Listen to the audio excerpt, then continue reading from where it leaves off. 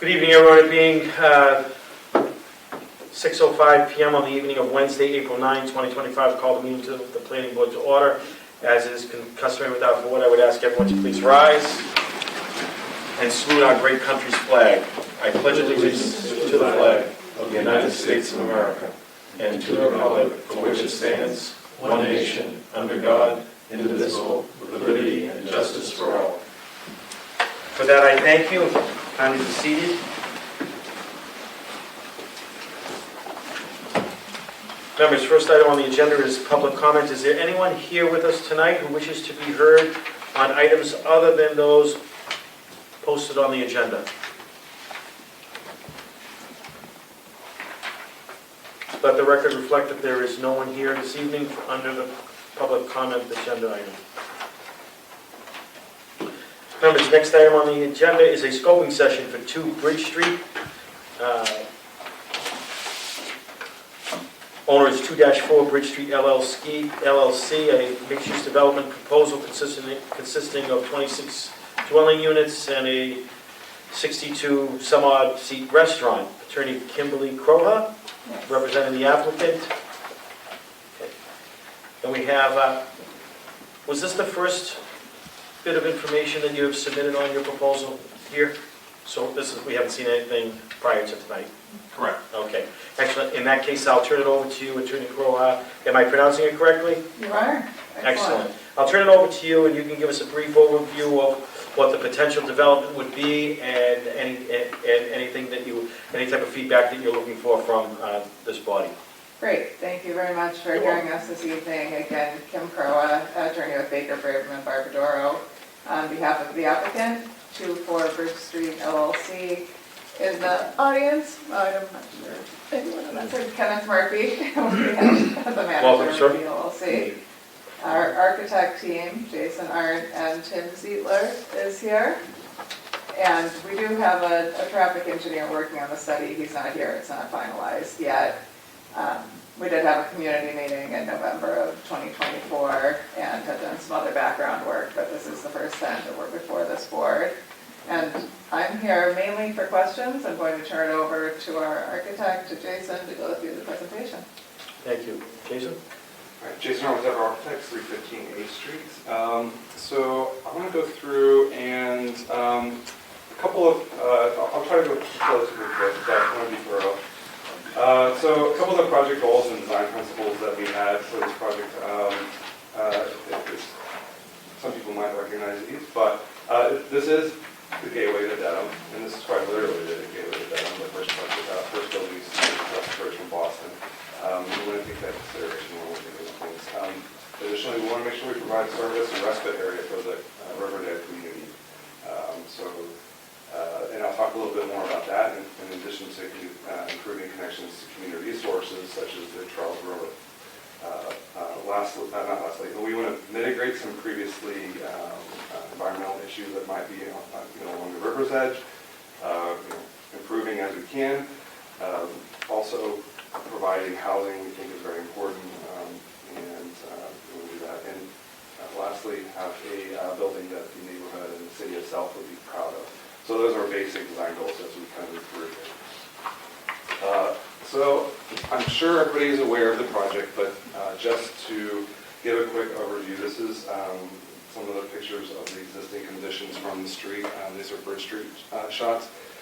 The image below is an aerial. As mentioned before, it is an oddly shaped lot. It wraps around the gas station. It's abutted on 2 sides by the river. It's on Bridge Street, and then the other side is 50 Bridge Street with the gas station nestled in between. So as part of our process and something that we like to consider, we took a look at the historic context. This is a Sanborn map from 1917. We thought it was interesting to look at this. This shows some, in addition to increased density, or there's a large building there, this really strong connection to the river. So this was something that we looked at and felt that we could use it as a motivation for some formal aspects of the building, in addition to hopefully some functional aspects of the building. And it's very fascinating to look at how this part of the city was sort of like super engaged in the river. I mean, obviously it's a great resource. So we took that to heart and carried it forward in a number of ways that I'll talk about in a little bit. Onward to the present time. As things go, we're in a little bit of degradation from the building. These are pictures relatively recently, probably last fall, of what's going on there. And it suggests that this building is in need of some thoughtful, redo, or something that could replace this and not be falling apart. So just a quick kind of overview. This is an existing site plan of the lot. Once again, we have our little tail on the left side that wraps around. This was all over Bridge Street and about 50 Bridge. The green highlight there is the existing footprint of the current Waterford's restaurant. And as you notice, and most of you probably know, this does extend out over the river a little bit. So on the next page is a proposed site plan. It should be noted also that the existing conditions of the site are mostly covered by asphalt, and then kind of hectic parking situation where nothing is compliant. We are proposing two things broadly: is to removing the building inward from the river, approximately 6 feet on both sides into the land, and additionally we want to reorganize the parking from something that is closer to code compliant or code and zoning compliant here. So currently there are 71 parking spaces on the lot. We will be going down to 54 parking spaces. The general project information, we're proposing a 26-unit residential building. That would be 4 2-bedrooms and 22 1-bedrooms. A little less than 3,000 square foot restaurant space on the ground floor. 54 parking spaces, which equates to 25 spaces for the restaurant, which is 2 for 5 seats. We have a 62 seat restaurant. 3 spaces for restaurant takeout, and then a 1-to-1 parking space per residential unit of 26, for a total of 54 parking spaces. This image is just an overview of the plans. On the top plan shows the ground floor. The left portion of this being the facilities for the residential lobby, assembly spaces, support spaces for that function. And then the right side, the darker highlight is the restaurant space. And I'll go over that a little bit more in detail further along. Above this floor, we have 3 floors of residential with units varying from a little over 600 to a little less than 1,000 square feet. So here's this is a perspective of the design that we've come up with. As I mentioned before, we found great interest and value in what was previously there, which was this connection to the river, this canoe, dock and launch setup. So the building takes some of that inspiration, this idea of the canoe, and integrates it in with something a little bit more familiar to create our formal kind of organization here. So if you're looking at the rendering on the right, this is a perspective from Bridge Street looking back towards Boston. You'll see the storefront on the left would be the restaurant entrance as you're looking from Bridge Street, and then the residential portion would be on the right. We've done the ground floor. We set back 5 feet from the existing sidewalk. Currently, the building rests on the sidewalk area, so we're pulling it back 5 feet to allow some pedestrian space and some greenery along that walkway on the ground floor. Additionally, we've set back the top floor at the corners to relieve the perceived height of the building, and trying to introduce an interesting design aspect there. On the left rendering shows a perspective looking on the bridge, looking back down Bridge Street. The left-hand side shows an expansive glass wall, which would be where the restaurant will be hosted, looking across the river, and then once again, the residential units above. You'll also notice in that rendering on the back half, or the back corner, we are pursuing the idea of introducing a canoe launch and storage for the river there. And we started conversations with some of the state authorities that have jurisdiction over the water and the river. And that's continuing as we kind of go along. This is a look of the restaurant. This restaurant's actually going to be downsized from the current Waterfords. We're looking at putting 62 seats there. And how many seats are there now? 236. 236. So a significant reduction in size, but still a functional size restaurant. And a much more manageable size restaurant. And like I said, this would be looking over the river. I think would be a very nice space for residents in the area, for Riverdale, people who might be coming down to enjoy the river in the space.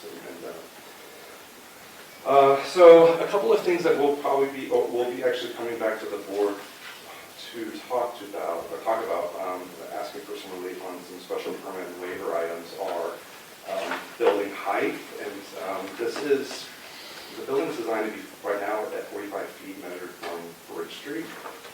If you would measure it per zoning, which is the average around the building, it's a little bit gray because we have water to deal with on. We picked the mean high water mark as the measuring of height for the building for this one, and we ended up being at 48.68. So we'd be looking for some relief on that because the site does grade down, and we just also have the water as a measuring pattern. Additionally, the building would be located in the floodplain, and that is a special permit request. We are building outside the above the floodplain. Our lowest level of occupation will be above the 90.3 elevation mark. Did you go out of order on the waivers? No, it's just So on. I see height, and then the next one you ask is parking. Oh, it's right below that on the same page because I show elevation. Oh, that's important. Find it? No, go ahead. I see first floor height. You went waivers, and then you went to special permit. Oh, no, I wasn't doing flood. I was doing floodplain. Right, but waivers are below. Oh, it yes. says full, I'm sorry, I'm looking for floodplain. You have floor plane over. Oh, sorry. I'm looking for flood, I'm sorry. No, that's my fault. That's our fault. We should Yeah. spill better. So that should be flood. Get your money back, Cal. That should be floodplain. All right, so there, I'm saying, where is he talking about floodplain? No. Oh, go ahead, I'm sorry. So the floor plane elevation is above. Yeah. So we're building a floodplain elevation. The lowest occupiable floor will be above that. Any area that is within the floodplain will be parking or access to the building.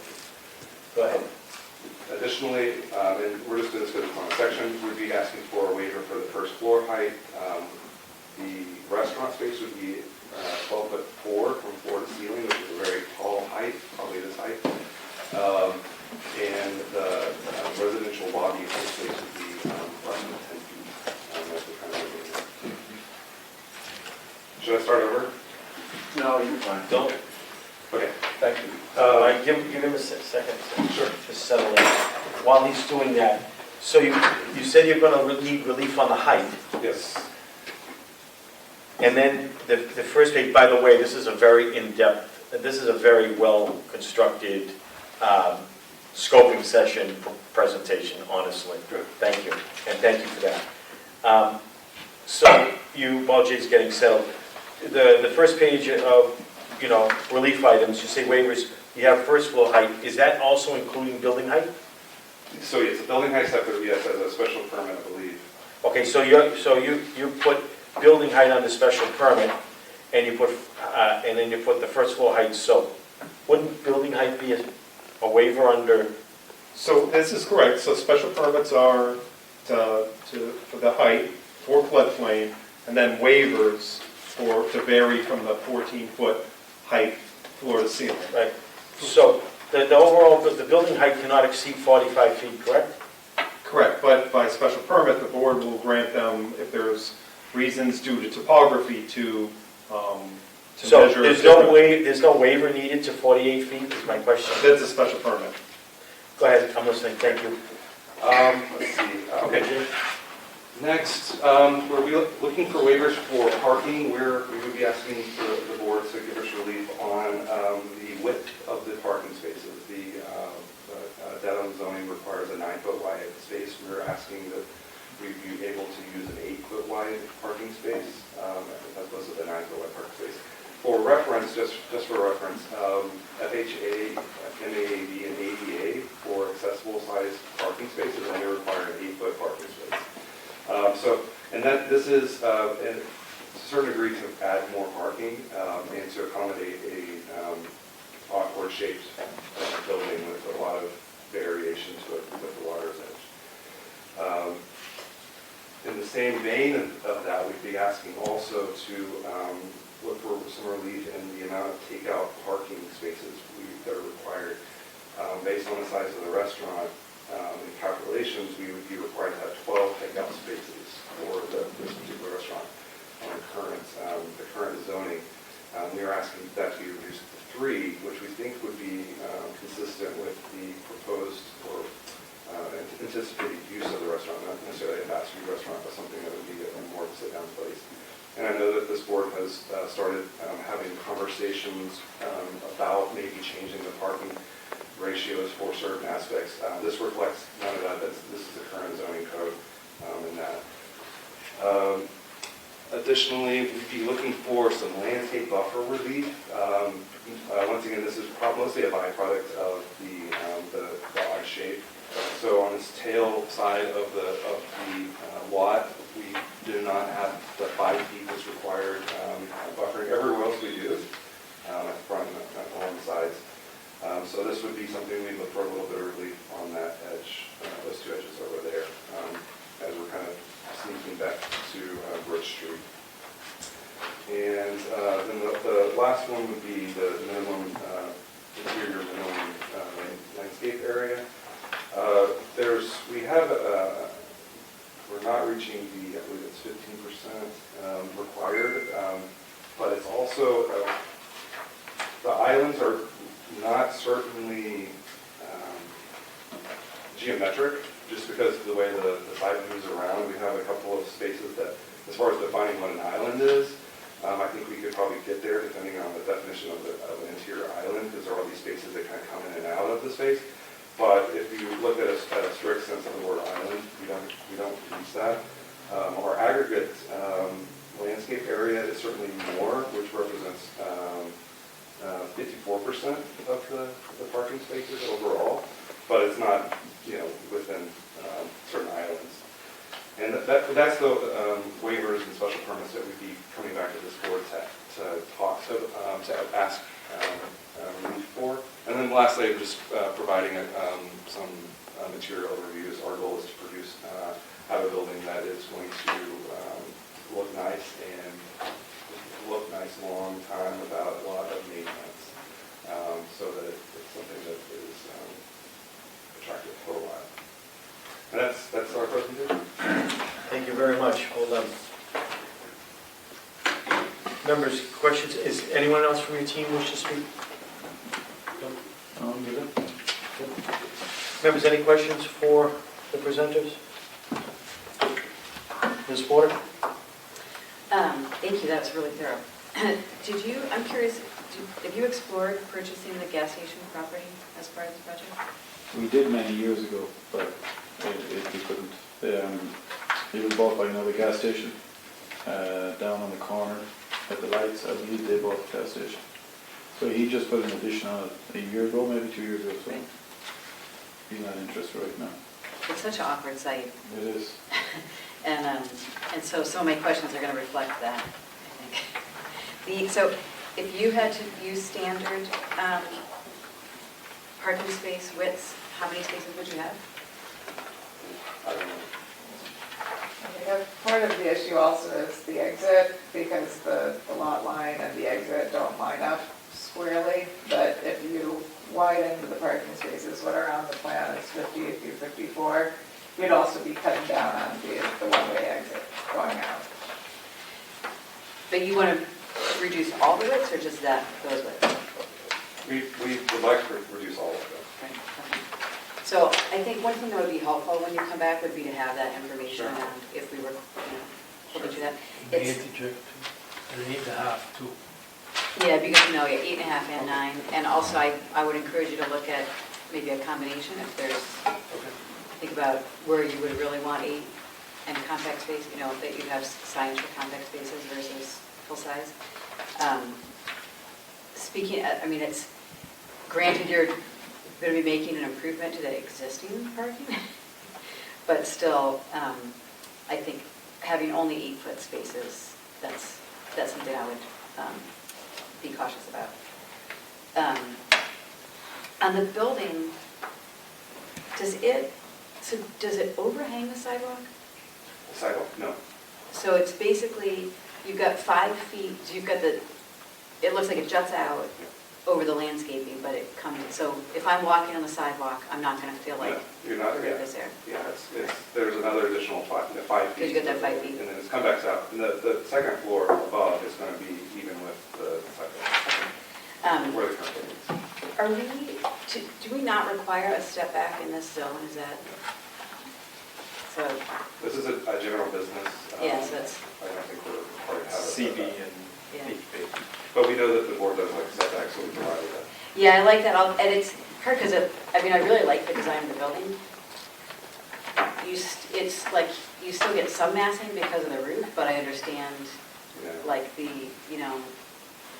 that the roof element is really important in terms of the canoe concept, so I get that tension.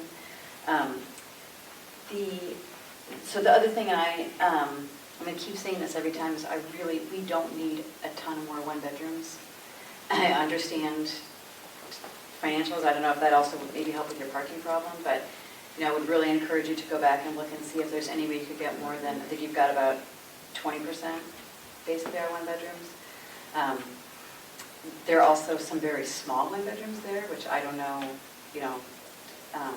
I'm not a realtor. I will say, as someone who's been focused on housing in Dedham for a long time, I really think I like projects that look at building apartments that encourage people to come to Dedham and as like often for their first stop, as opposed to people who are just looking for a place to live in a small place for a year or two and then they move on. And so I think the more like you're creating a project that is very, very thoughtful, and I think we'll encourage people to come and think of this as like a home as opposed to a stopping place. But I think some of those sizes of the apartments end up being kind of in contrast to the overall goals that you're talking about. So I would encourage you to look at having, just playing with that and seeing. I think, I understand the parking's tight, but you've got, a half-mile walk to a bus stop. And it's like there's a lot right there. A lot is coming in terms of new amenities. And so I just would encourage you to revisit that. I just want to name, I love that you have indoor bike room and also the storage spaces for people. So I really appreciate that. It seems like you've done a good job thinking about kind of what's the programming for people who are going to live there. So that's fantastic. I'd be curious, and you don't have to answer this now, but just to hear more around when you come back, like the canoe launch, who that would be for, if that's public or just for residents. So it'd be interesting to hear more about that. And then lastly, I just would say, it just seems everything is really, like I know you have a tight space, but it seems like there's a lot that you're trying to do in this tight location. So I understand with redevelopment, there'll be huge stormwater improvements. And I care less personally as one member of the board about the idea of like interior landscaping as opposed to just overall landscaping and thinking about how we reduce impermeable surface and provide, different areas for stormwater runoff. So I just would encourage you to kind of think about that. Are there things that could change in scale to allow for more space, both, to make sure you have the parking and circulation you need also to make sure that there's enough impermeable surface that's going to serve you in the long run. And I'll let Jay mention the 2070 maps, but I know there's, Jay and I have been on a committee where we're doing a lot of research around kind of what's coming in terms of stormwater and flooding. And so it would hate for you to build something that then is, in jeopardy. So thank you, Mr. Chair. Thank you, Ms. Porter. Mr. Podolsky? Thank you. I'm sure the Vice Chairman's concerns about the size of parking spaces. As a guy who drives an Explorer, if I pull in perfectly into a 9-foot lot, but the people on either side of me haven't, I can't even open my door. And that's a 9-foot lot. So I think you should look into a mixture of 9s, compact spaces, and even 8.5 to see how many you get. Also, when you are presenting, you should try to speak to the development one door over at Mosley's. That we're going to be, they're going to be trying to put a bus service together to take occupants of their building to a train station. So we'd like you to touch base with them and see if that's something that you should join into, because we're trying to cut down the amount of traffic in this congested area, as you put, I'm sure you're on it, so it's especially on afternoons and mornings. So, I didn't look. Can you move to the parking space slide? Yeah. I think I lost control of the screen. Oh, let's see here. So I haven't been down there to look, but nope, down there. So behind Ella's gas station, what's that gray area? Is that a bank? Oh, this between, yeah, there's a bank of Trees. trees and grass and stuff that comes down. There's an elevation, pretty decent elevation change there. So we're not building over that. We're not extending our paving out past what we got now. So who owns that? We do. So it's just a bank up to ground level to the back of the garage? Yeah. Okay, I'll take a look at it. I was just wondering.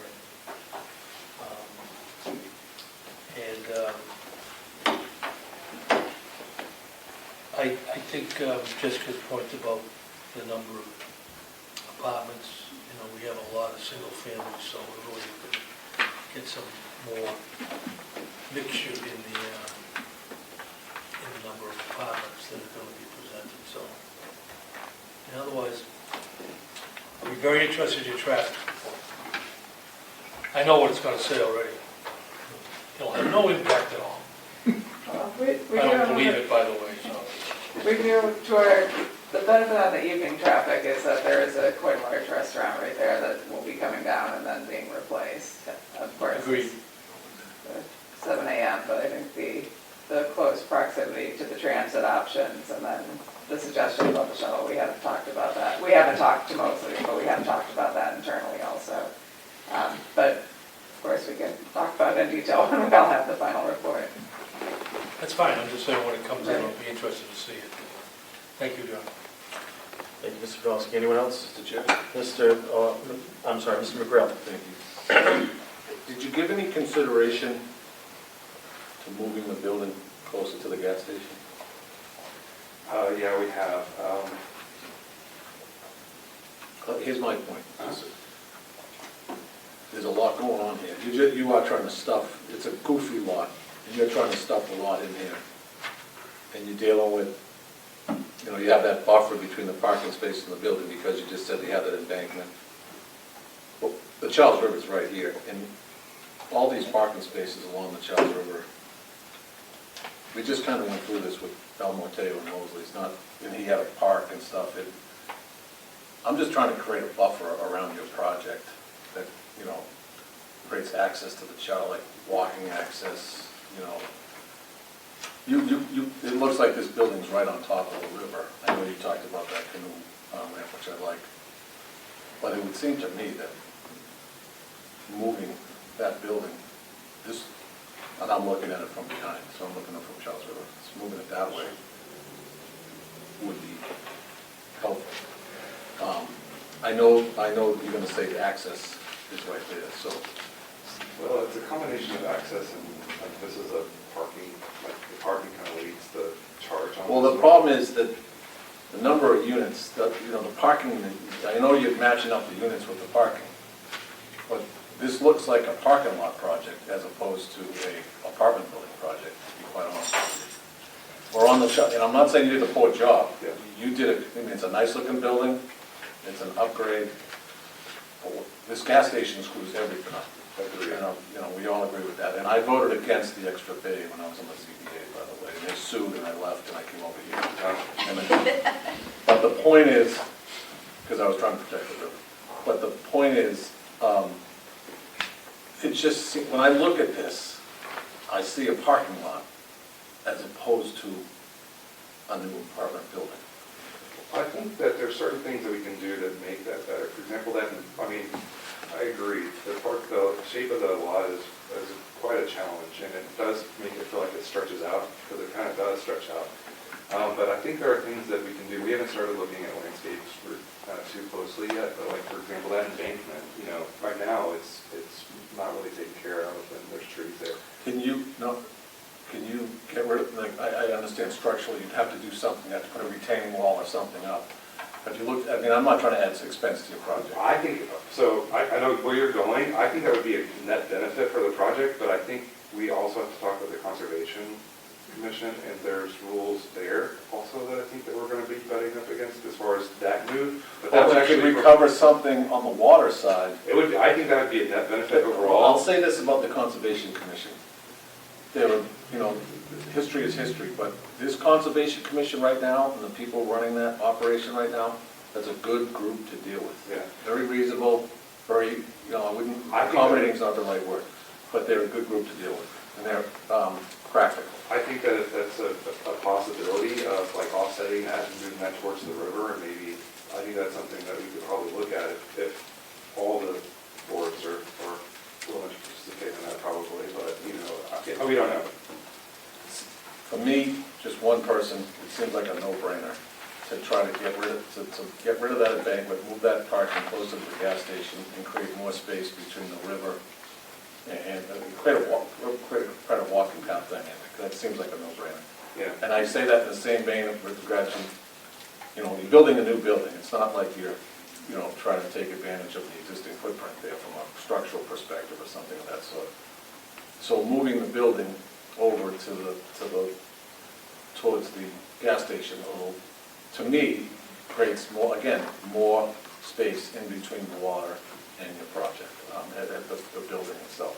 Yeah, I think one thing with the proposal also, because we looked at designs leaving the building essentially where it is, but rebuilding it, which would be the same 6 feet further over the river than we're proposing.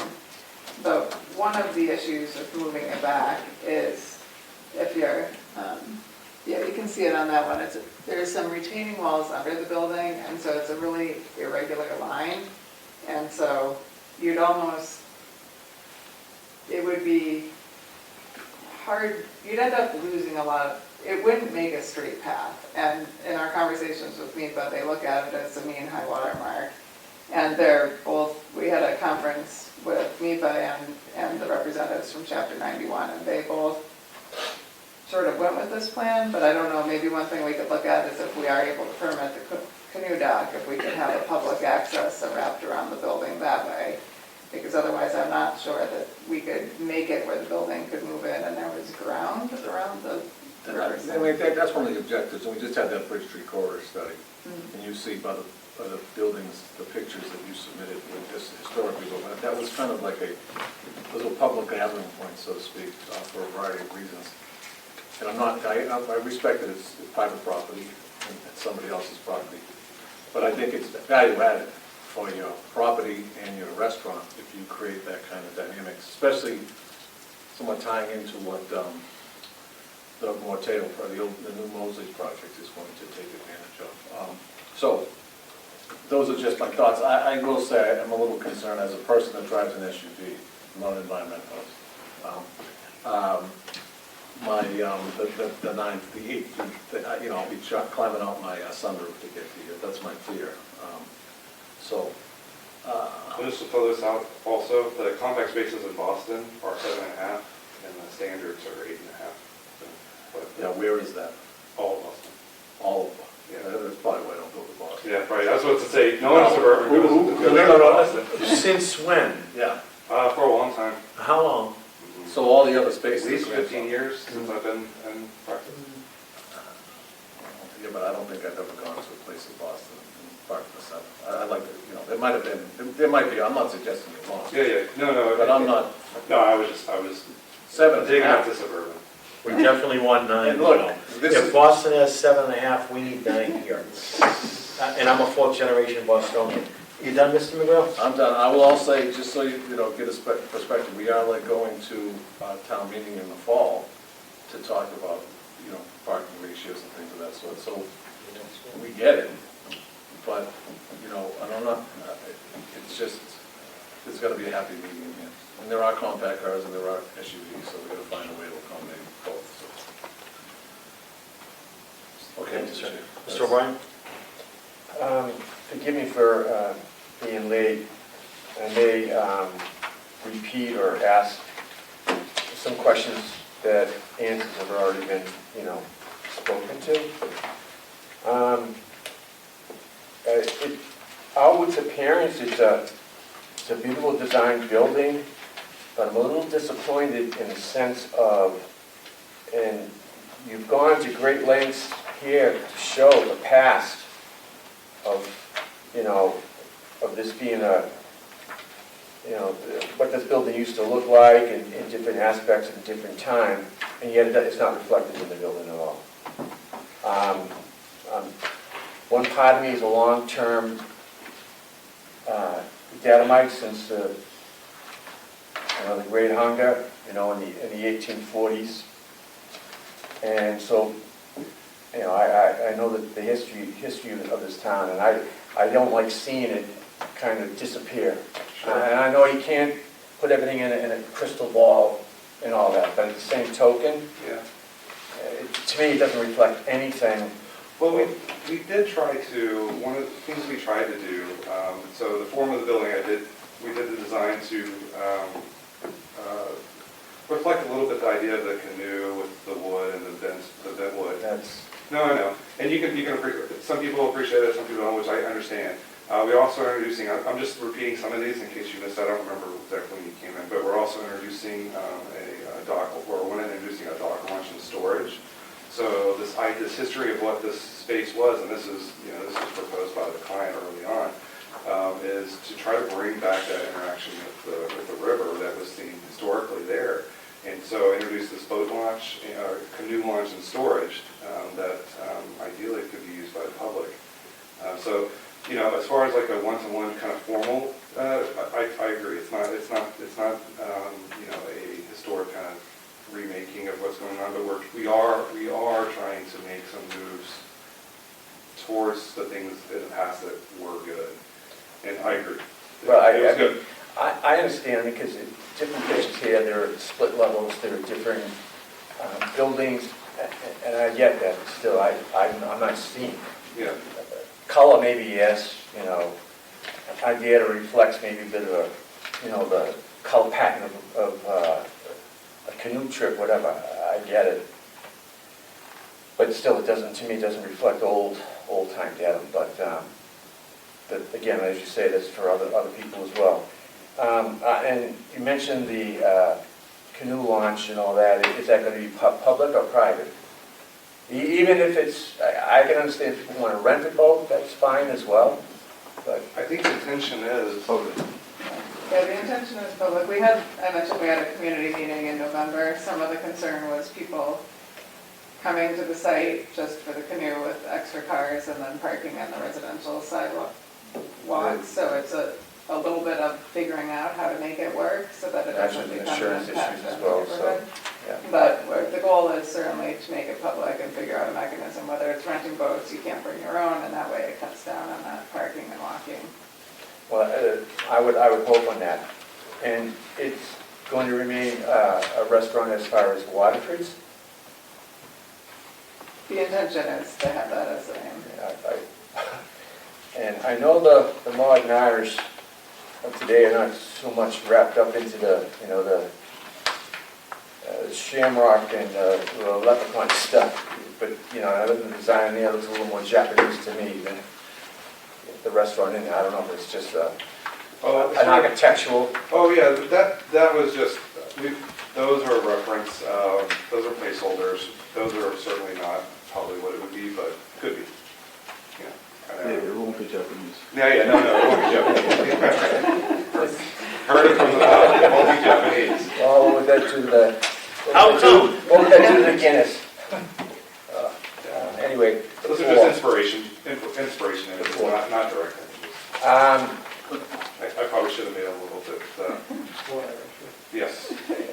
Also, as Ms. Porter said, I've been involved in a water study in the future of availability of clean water, you know, in Dedham.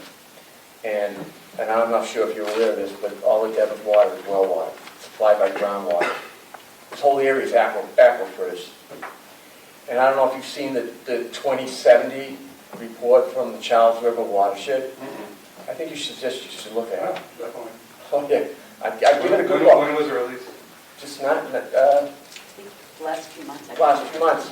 I would suggest you look at it. Sure, yeah, I will. Because the majority of the stuff is, according to their predictions, is going to be, there's going to be storage tanks and for the amount of water that's going to be. So what Mr. McGrail is suggesting, I would probably more or less go along that lines, and I like the idea of surrounding it with the with a floating pier to cover up the, you know, the retaining.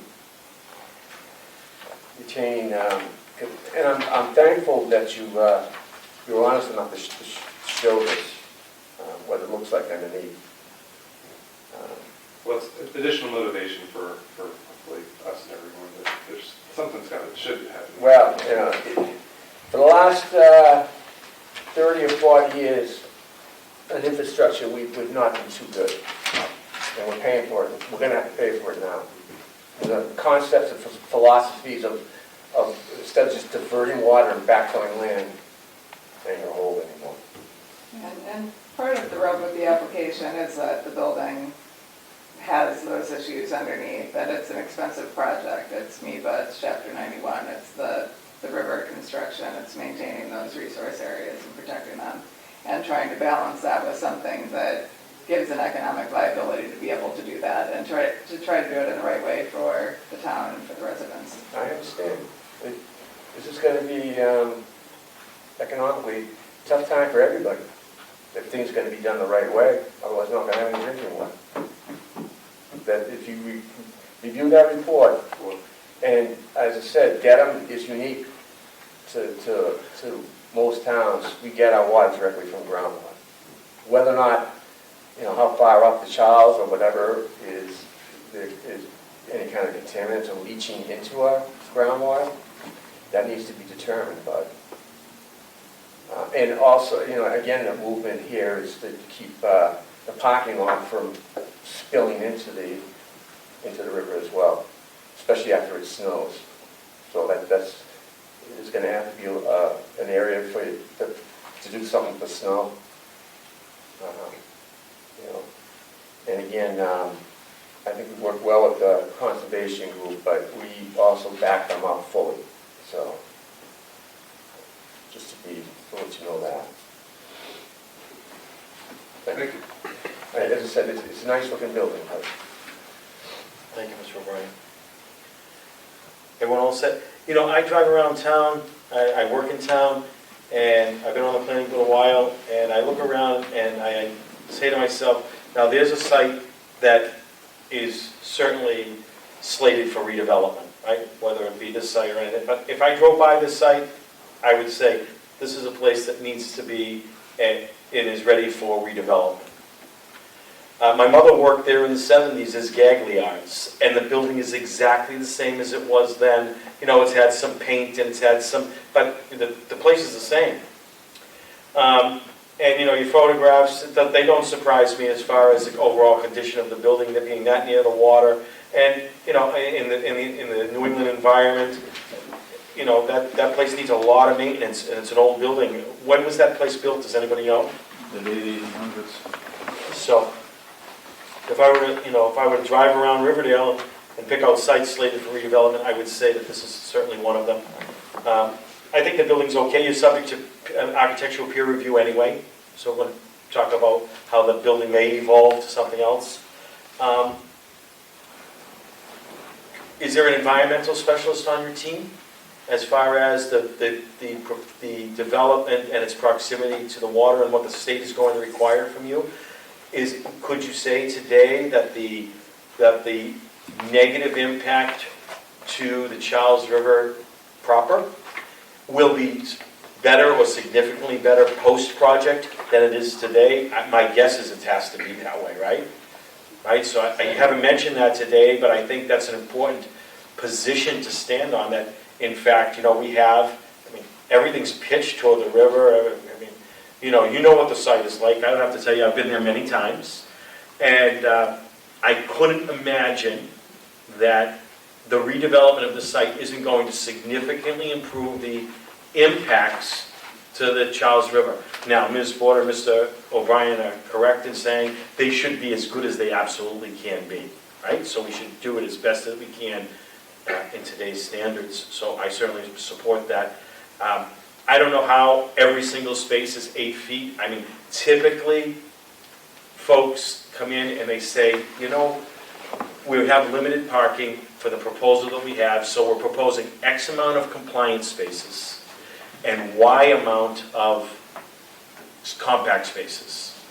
And typically, if that ratio is reasonable, typically you get there's a favorable response. I don't think I've seen a project proposed where 100% of the parking spaces are non-compliant. Is that what you're proposing tonight? Just so I'm clear. Currently, yes. Yes. Okay. So I will agree with my colleagues. You got to think about that. As far as moving the building around and figuring out what you can do in the rear and public and private, et cetera, that's for your team to really discuss and see how are we going to make the benefits of this project outweigh the negative impacts. And with a special permit, that's your obligation to show the town. Do the benefits outweigh the negative impacts? And there's lots of ways to tip that scale. But that's for your team to discuss and decide. My colleagues are giving you some ideas. I think you're very clear on your special permit requests as far as outliers and waiver requests, overall building height, floodplain overlay district, special permit, your first floor height, your landscaper buffer requirement, your interior landscaping requirement, your parking requirements, taking off the takeout spaces. I'm no fan of takeout spaces personally. I don't know if you've ever seen any of our meetings. Sometimes folks look at meetings prior to coming in, but I see them, I go to places all the time, and elderly are walking significant distance while all of these takeout spaces are all empty. So I don't think it's a great idea. I support 3 spaces for me is fine for takeout. You do realize you're subject to providing a traffic study, and that traffic study is going to be peer reviewed. You're going to be peer reviewed for site design and architectural design. You're going to have to give an environmental impact assessment and a simplified fiscal impact assessment. The building, to me, I think it's a fine start. It'll probably evolve some way. So my colleagues have said it. My colleagues have commented on it to a degree that I'm happy with. I didn't understand. I didn't get what Mr. O'Brien was talking about being a significantly different change on the interior design of quote Waterfords. I think that's why he asked you, is it going to be Waterfords? And I understand that these are just placeholders to give you some idea of interior designs of restaurants, but not necessarily what this fellow's restaurant's going to be. I think your front signage and your design with the, let me just get back to that.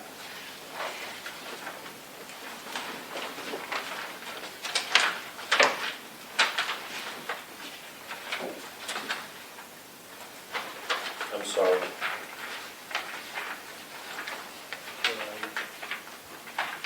I should go with this. Oh, here we are. I mean, I really like that look right there with the glass and, right, with the glass and the boardwalk around, you know, the walking area around it and leads down and you've got the dock there, et cetera. I agree with Mr. McGreal. You know, there is a fine balance between public property and private property. You yourselves have to be careful about that. You're smart people, you'll figure that out.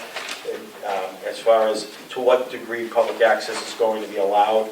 I mean, I have to think if I own this place and, you know, to what degree I would allow public access. I think that's a reasonable, you know, there's a, you know, a balancing act there that you need to figure out.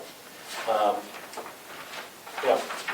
So, is it your request this evening, we'll get back to the waivers and the special permits, is it your request this evening to see how the board feels about each one of those? Typically during scoping sessions, the applicant comes forward and says, hey, you know, we're thinking about this and we're thinking about that, and we would need relief in X, Y, and Z. How do you folks feel about that, providing that relief X, Y, and Z? Sometimes we take a position here and now, and sometimes we want to see how you take our comments and come back with what we have to say. Certainly parking is a big part of it. I don't think anybody's going to commit to the parking, quote, waivers that you're talking about. I know it's only about the number of spaces for the takeout, but it's only about the number of spaces for the takeout because you're asking for non-compliant spaces to begin with. So parking numbers and parking design are two different things when it relates to the waivers on parking.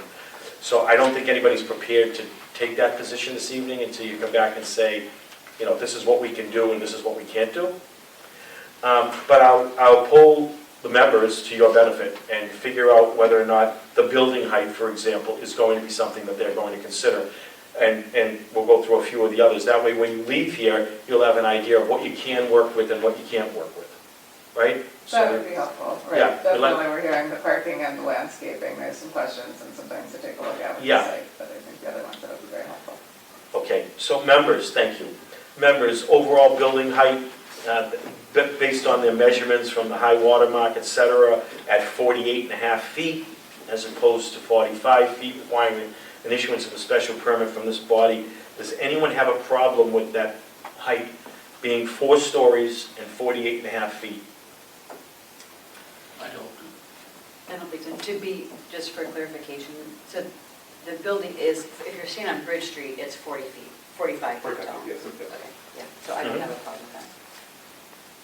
I think they're entitled to measure from there, aren't they? If they claim they can't do it. It's the mean, they took the mean, right? Yeah, there's a provision in our, the zoning bylaw allows the planning board through special permit to, if there's topography issues or that cause it to go above 45 feet, to consider it differently. And that's the mechanism they're using. I said no, I have no problem. Okay, anyone have issue with it? Hearing no one say they have issue with it, you could take that as that we would consider that 48.5 feet, okay? Plan will include a request for special permit on the floodplain overlay district incorporated. I wasn't really listening to this because I was looking for floodplain and what you were talking about, so why don't you describe exactly what type of relief you'd like a special permit for relating to floodplain? So the building and the site is largely floodplain area, and so the building has been designed where the occupied levels are above the floodplain topography, but we would still require a special permit under the floodplain section of the bylaw because of the topography and because of the flood zones. So the question would be whether... So no one will be underwater here, is what you're saying, on the first floor. So is everyone okay with granting that special permit as described by applicant's counsel? I just have a question. Mr. Podolsky? If they took Mr. McGrail's suggestion and moved the building, would that eliminate Relieve all the them floodplain? It's still the same? There's a lot of floodplain. Good, just had to ask. I have no problem with it. Thank you. Landscape buffer requirements you're proposing as existing? This is the perimeter landscaping. To be specific in that, it's for the tail of the building. Let me see if I can get to it real quick. Okay, I didn't hear that as you were talking about it. Let me see here. Let's the best one, because I have it highlighted at one of these slides. Up there it is. So it would be this portion here, the. I didn't even click, is this what you want us to look at? Yes. What are we looking? We're looking for the landscape buffer. So the landscape buffer, we are not providing 5 feet. Once again, it's an oddly shaped lot. We're not providing 5 feet on this little sliver area on the left side, the highlighted red, and it's not. Okay. So that area of the perimeter is where you won't be meeting the regulation on the perimeter landscaping. Yes. Do me a favor, Mr. Chair, if I could you point to that? I can't tell what you got. Yeah. This red. This right here, that edge Oh. of the site. Mr. Chairman, just since, so either to Jeremy or to Jason, since you were here with Mosley's, there's going to be I'm trying to remember when we did the Mosley's property, there's a fence there? There's a grade change there, so there's a retaining wall. Okay, so there's a grade, and then is there landscaping on the Mosley's side? Yes. So there'll be some kind of green buffer in between the two properties, Yes. but you're asking for a waiver here. Yeah, on that particular aspect, yes. And why do you need a waiver? Is it for parking purposes? So my understanding is that there's a required 5-foot landscape buffer on Perimeter. property line, perimeter, yes. And this is kind of part of our perimeter as it's wrapping around. And then the other, Al's project. On 50 Bridge Street has that 5-foot buffer on this lot line. So there will be landscape there. There's an elevation change. Just on the other property. Understood. Yeah. Okay, I'm good. Okay, so we think we're okay with that request? I am. I would say okay. And the interior landscaping requirement.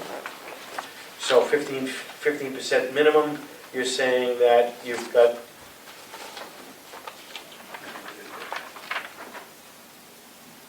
the way it's laid out, the way it will be laid, I have a question mark next to, is your statement under waivers on that landscaping plan, is that proposed or existing?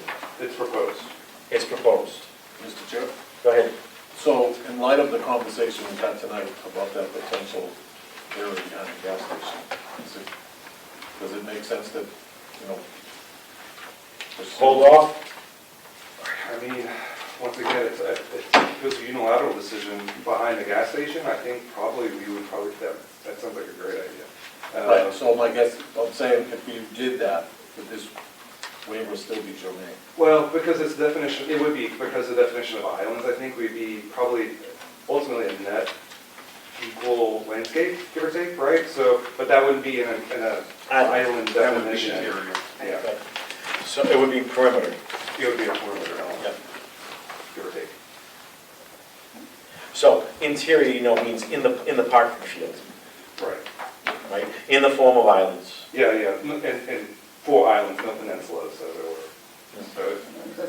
So just considering the layout of the site, particularly along the river, I think it sounds like most people would agree that it would be better to get landscaping around that river's edge if it were anywhere. And I'm not trying to, of course, put words in anybody's mouth, but as far as Mr. Chair? Go ahead. In light of the uncertainty based upon the openness that we've expressed to you about, I think we should just wait on this So myself. I think we should see a plan with the Correct. landscape on it. That's all. I'm not opposed to the concept, but I think we've introduced a couple of things that might, Consider it. Right. Could I add one? Yeah, are you done, Jim? I am. Yeah, go ahead, Ms. Porter.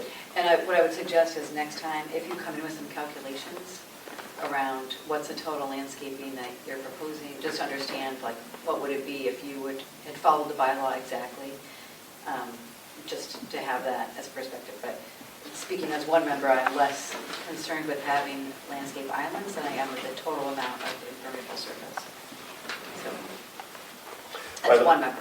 Yeah. By the way, everything that Ms. Porter just expressed is required anyway. So you have to show all of that on your submission, right? So here's what we would be required to have, and here's what we're proposing, and then in a narrative, why, okay? Right. Tell me a little bit about your community engagement up until this meeting relating to the project. We had a community meeting in November. We've met with some of the counselors who were there. We sent out notices, I'm trying to remember, I think I requested it was either a 300 or a 500 foot mailing list to send out the invites to the community meeting. There were probably 30 or 40 people there, would be my guess. We hosted it at Waterford's. We had quite a bit of back and forth with some of the comments that have concerns and comments and different things. So I think the neighborhood particularly was well represented at that meeting. And what was the overall take, I mean, there's nobody here this evening, so we'll take it from you as an accurate representation. Right, there were certainly questions, the comments on the traffic were one of the concerns. I think overall people were glad to see there was a restaurant component to it. They liked that there was some tie between the residential and the restaurant to cut down on the parking. But I think, and what we expected going in, the traffic and what impacts that had was one of the areas that had the most questions. Is the non-residential uses at 10% or in excess? It is. It is. And you heard the board's concern regarding the number of bedrooms per unit, that ratio of 1 and 2s or whatever, 1 and whatever. You heard that concern? Was there any, in summary, was there anything that we did not summarize? I'm sorry, lighting? First floor height? Oh, I'm sorry, I didn't get to all of the, I'm sorry, thank you, I didn't get to all of this. So we talked about the parking requirement waiver that you requested, I've expressed, that needs to be discussed as we really drill down on how you're going to park the place. And then ultimately, the first floor height. So talk to us about the 14 feet and what you'd like to do as, in opposed to the requirement. Sure, so right now we're proposing that the restaurant space is at a 12-foot, 4-inch floor-to-ceiling height, which is a fairly large space. And then the residential component and the amenities associated with entering into the residential component are at about 10 floor-to-ceiling. And what would the heights in the residential units be, floor to ceiling? The units themselves, we're aiming for 9 at the moment.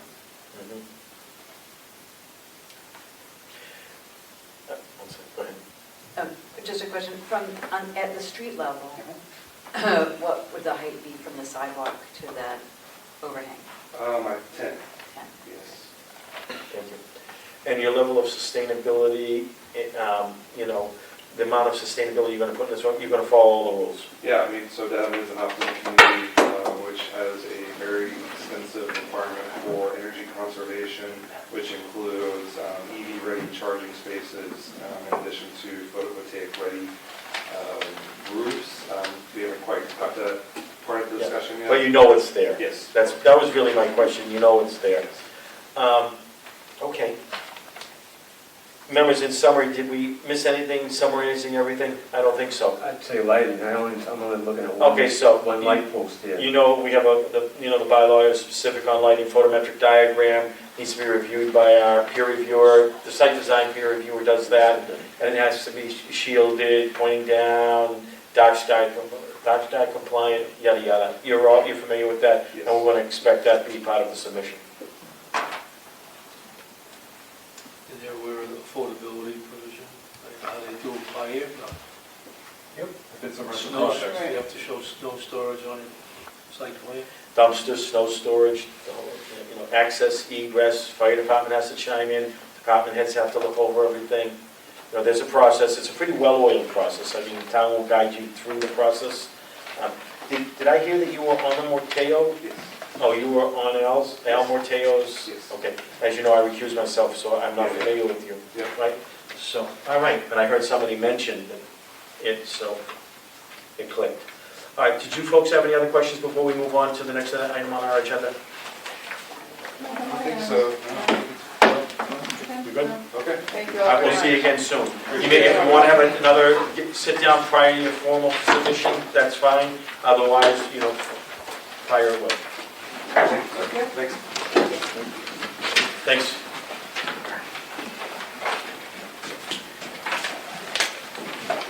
Members, a brief discussion on landscape zoning bylaw requirements. And who's going to lead that discussion? Alex? I'll be Good evening, Alex. How are you? at any board. Good. Thank you for helping us with the flag earlier. All right, yeah.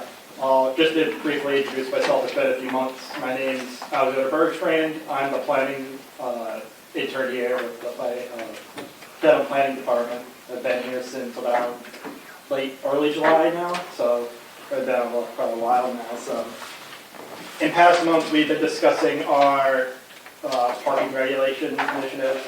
By extension, the discussion of landscaping is an extension of that, as discussed in the last meeting. So we are here to share the current state of Dedham's landscaping requirements when it comes to open space and interior landscaping for those parking lots. Because they're pretty much between our discussion of parking and interior landscaping, they're intrinsically tied to each other. So it's important to take a look at what we currently have and what our peer communities have. All right, so next slide, please. We'll go into it. So just to briefly, just to briefly go over what our central parking goals that we've gone over in the last few meetings are. It's, for one thing, align parking regulations to industry standards and make it more user-friendly, that being table 3. Reduce fiscal regulatory burden on commercial development through reassessing parking minimums in Dedham. Ultimately, the main goal of all this is to reduce impervious surfaces within Dedham and, of course, beautification of areas like Providence Highway. So that goes over what we've been more or less doing in the last few meetings. It's going into landscaping now. So as for our actual landscaping goals reviews we're going to discuss, it's, for one, what we currently have, what does Dedham currently have in the books, explore peer communities, and determine recommendations we can go forward in terms of how we can detect this back to parking and what we can take a look at further. So to start off, this is a diagram of what Dedham currently enforces. So general landscaping regulations are triggered with lots with over 10 parking spaces. Currently requires 15% lot interior of landscaping. Includes a frontage strip of 20 feet in highway business and research development office districts. And that frontage strip is 5 feet in local business, general business, and limited manufacturing. So we also do enforce a little bit of buffer regulation, 5 feet of landscape buffer in rear lot lines, and abutting residential uses, 2 different uses. That is currently what we have, and it's best described right here altogether. So there also are some more unique regulations when you get down into special developments and overlay districts. So for brevity, I've included that in an attached appendix that each of you have, but for the sake of this presentation, so we'll just be going over what falls into that. So planned residential development, multifamily, residential complexes, assisted living residences, senior campuses, age-restricted housing developments, all have unique landscaping guidelines. They're not too extreme, but they are different than what the general landscaping is. And our district overlay does have unique landscaping requirements. So that because the further nitty-gritty of that is located in your appendix. But for the sake of this, we'll move on from that. But just to kind of let you know that those have more unique. So I wanted to touch on first landscaping waivers since 2020, looking at what is waived the most. So since 2020, out of these 70 projects we identified, so 6 did not request landscaping of this whole 17, while what we most commonly saw was a waiver for the 50% landscaping, with a total of 8 for those being waived. And generally, look at this table, what the coalition stands out is that the larger the property, the less waivers are actually requested. So when you're working on less property, there might be you're trying to fit more or less things into it, that you do see that more waivers go into place. This table is also included in your appendix to refer back to. But moving on from that, so we've established what Dedham's are doing. In terms of our peer community analysis, we've looked at some very nearby towns. We've kind of trimmed down the scope a bit from a parking analysis because more or less it's a similar procedure for most towns. It's more quantitative when it comes to that. Landscaping is very much different, a lot more robust. It occupies the whole entirety of a bylaw because you'll find the different parts of it. So we want to look at what's immediately next to us, more or less in some other equivalent towns. So that would be Westwood, Needham, Norwood, Canton, and Wellesley. In this case, we did our assessment. In terms of key takeaways, before even going to each town, establish key takeaways right off the bat. Each town enforces a very similar structure in terms of how it approaches lot area landscaping. They're triggered by a certain amount of parking spaces. It's 10 in Dedham. For other towns that might be 20. But more or less, it is that same structure that triggers that. The amount of interior landscaping does vary. It could be 5%, 50%. Yet again, I included an appendix to equal lot they compare with. So one of the other things that stand out is in terms of how these communities regulate maximum open space and lot coverage. So that is impervious space or parking lots in this context. That is something that Dedham actually does not currently regulate on its own. There is a lot, I'll speak more to this on the end when we actually look at that. But for the sake of this, Dedham actually does not currently regulate this term of impervious. It's only building coverage, not actual lot coverage. Each of these towns actually, they do that. They do regulate maximum open space. So another takeaway is that these tier communities actually, they emphasize the idea of this buffer zone perimeter a lot more, and some towns may go into it more or less.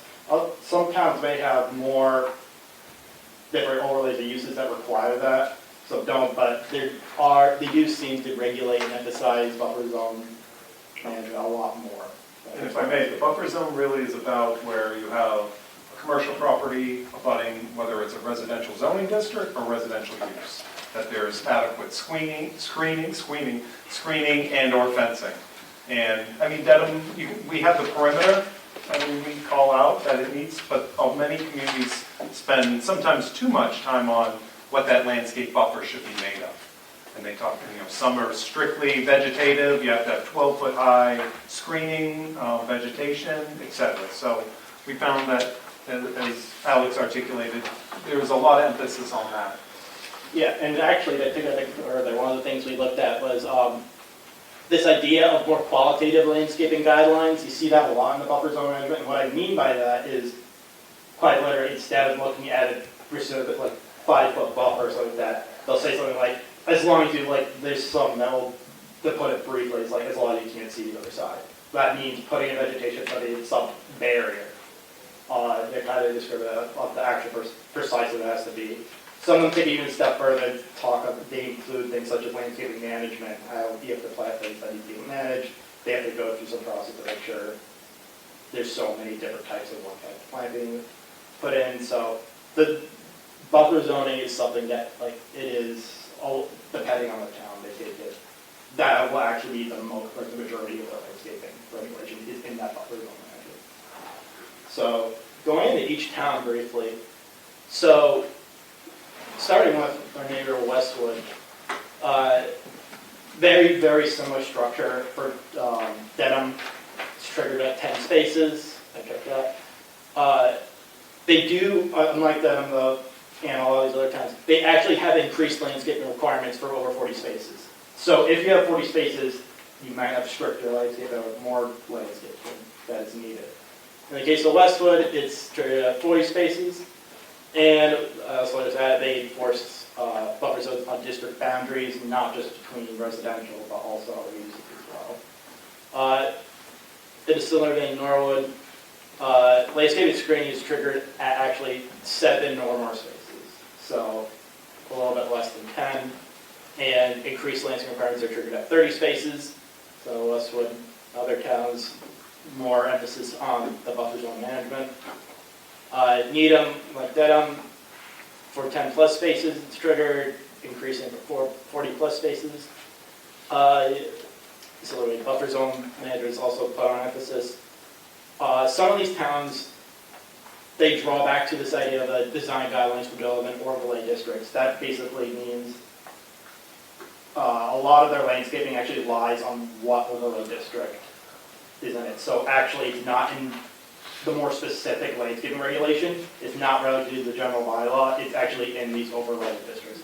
There are some towns that have way more overlay districts than others, trying to focus on different areas. So you can have some overlay districts that have way more landscaping regulation than others, but that's not encompassed in a general landscaping requirement.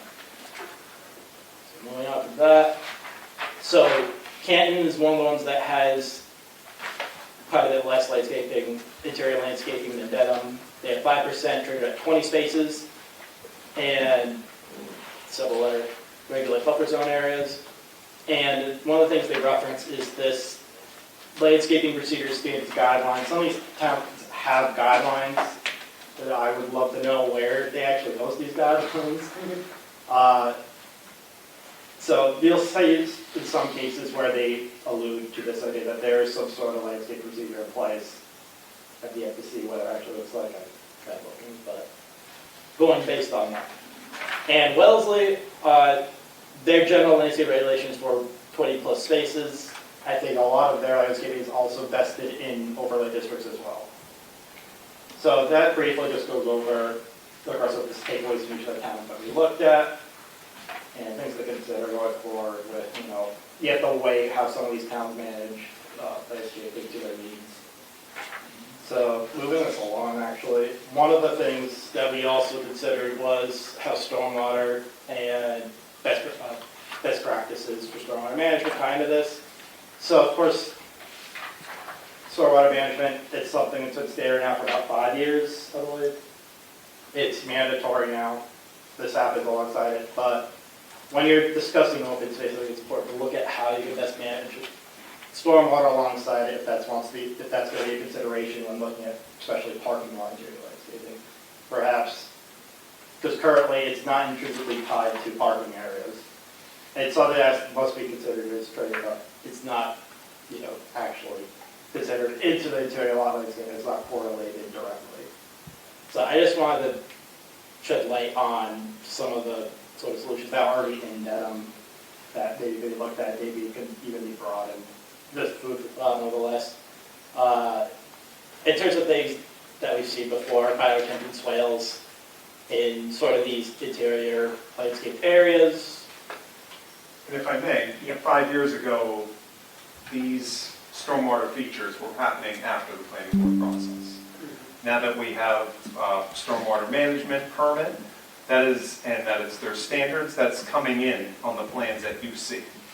And so it's not an afterthought, and there's been some cases, Animal Rescue League, where the plans that you saw, like in the front, were just landscaping, and then when it was constructed, that was a swale. So the board, what happened here? And so now, because of our permitting process and the requirements, it happens right from the start with the plans that you see. So things have changed. And it's kind of where the intersection of your landscaping has met with stormwater, and now they're together. Yeah. That's kind of where we wanted to go, that they're related. And really, truthfully, in the industry, they should be related. And the landscaping should be doing double duty. Beautification and also handling water and trying to treat it as much as possible. Especially on smaller lots. You have no choice. So. Yeah, it could be taken a long way with the space they're given. I think that's one of the takeaways from this. So Providence Highway here, like bioretention swales, we've seen this before, where you're integrating that in something, like for example, space between a street and a parking lot like this, that you fit it into there. Some of the other examples we have, this is the Animal Rescue League that Jeremy mentioned. This is a large constructed wetland and it's like a bioretention basin that doesn't put water in the stormwater. That occupies the whole front of the property. Property right there, and it was there from the beginning, so it wasn't really added as like any sort of afterthought. But it does situate itself in that landscape, that interior landscaping area. More recent example, we have when it comes to rain, so this is Sturgis, comes to rain gardens, and this is something that's brought up to me, this idea for other types of best management practices. This one's called SL to Cell. It's basically a long row of trees, Patrick explained it to me, it's like a box runoff filter, but it's filtered by actual trees. So that's what, it's basically like a tree line, but it's been optimized to actually filter stormwater. That's being used with it and integrated into the landscaping. Here's Kelly's. So this one, more or less, they're just overflow basin areas, so it's just little depressed areas off of where the parking area is, where stormwater can just flow into it. You don't have to really worry too much about it flowing into other areas, because they are, just by design, meant to be a little bit recessed to the ground. So I guess I would say there's a good example on smaller lots where this is more in the back of something, but you can effectively still have it like this. If this area is considered a landscaping area, you still can make the most out of it. It can be functional. So this is returning to the idea of what I was referring to, maximum lot coverage, and that Dedham currently is not regulated. So by just looking at it, it looks like, yeah, maximum lot coverage right off the offset, but that does not actually refer to the total lot coverage. That is the building coverage, and it's quite misleading, actually. In other bylaws, you can see they'll usually, I know Westwood actually refers to this metric as impervious, and that generally just means that anything that's covered within the lot, whether it be the parking area or like the roof of the building, that was considered. So actually, things such as parking lots are not covered in this metric at all, and that is early with that. So of course, any regard when you're talking about landscaping, you need to know how much is actually being covered by either parking or the building itself. And that's an important metric where we don't have a minimum required how much landscaping or open space should you have on your property, where all these other towns do. And so we, not saying we need to, and it's been the practice than ever, but it's a consideration because and if you really want more landscaping, that's probably the best way to do it, to require a minimum amount on your property. But in the end, all those numbers and all the towns all the numbers the towns have come up with, were they scientific and how they came about that? Hard to know. We don't know. But it's a consideration. That's the real big takeaway. We don't have that measurement. But we do have we have pretty high landscaping requirements. We just saw, the Waterfords project, small, difficult lot meeting up against our regulations and not able to meet it, whether that's good or bad. But I think it's pretty stringent and very comparable to everyone else. But what's missing is this total amount that you need on your property. We don't regulate that. Yeah. So this is one important thing to keep in mind when we're going over this, is that that's one of the things that maybe all the other towns of the country does include that class. And with that, that actually pretty much summarizes what we've had so far. So our next few meetings looking into the future. Next meeting is Dr. 14. Based on your feedback, we plan to provide any update or analysis on things that maybe you've commented on. And even further from that is reviewing past recommendations, things from way back with that you've told us to look into further with off-street parking. We've come to some more analysis since then. We'd like to share and discuss more important articles. That's me. So with that, that is where I'd like to leave it and leave it to you. Thank you. Thank you. Appreciate it, Alex. Thank you, Jeremy. I'll ask a question, if I may. Based on your analysis, gentlemen, how does our town rate with other towns? Because I saw the differences, but in your professional opinion, how does our regulations rate? I think comparable. And I wouldn't say it's the most strict, and it's not the least strict. Because I didn't see any recommendations up there. No. And well, we didn't want to take it to that next level yet, even though we kind of hinted at it. I mean, as you saw, I think the waiver list tells the picture. Mm-hmm. Large properties, not a problem. They're able to accommodate our regulations. The CB districts that we deal with, the GB districts that are small lots, meeting that lot interior is really difficult. I mean, but 50% is pretty high. Has it prevented redevelopment or development. No. And the board has granted those waivers where they found that it was not appropriate for the project. And there's that mechanism, which is helpful. If you were to identify anything that you would say stands out that we should consider looking at, you know, if you rated it, you know, the number, you know, that something that we, you know, take a look at this. If you would identify if there were one thing that you could identify, is it the impervious surface issue? I think it's an issue, but I would be very concerned about instituting a new dimensional requirement that could lead to variances for folks that otherwise wouldn't need them today. And that, you know, getting to that number is going to require some research and potentially some engineers and analysis to make sure we're doing it right. If we're going to institute something new in the dimensional table that could cause people to have to go to the Zoning Board of Appeals for a waiver, which should only be granted. A variance. Yeah, variance, sorry, not a Right, waiver. which is Variance. never guaranteed. My question regarding that is, my thought is, are we interested in putting or instituting, I'll use the word roadblocks for lack of a better word, to economic viability toward redevelopment? I redeveloped this place, but by the time I'm done with A, B, C, D, and E, I don't have any lot left to do a project that is going to actually be economically viable. Right? So I know there's a lot of discussion out there about the town looking to create growth, right? And so, would we want to, and I mean, certainly this is only for discussion here tonight, but are we interested in putting obstacles in front of, quote, growth, especially when it comes to redevelopment for me? Redevelopment, you know, you're working with a site, and mostly they're sites who have, we just saw one, significant constraints. And I would say Dedham, compared to some of these communities, the Needhams, the Westwoods, those property sizes are bigger than what we have.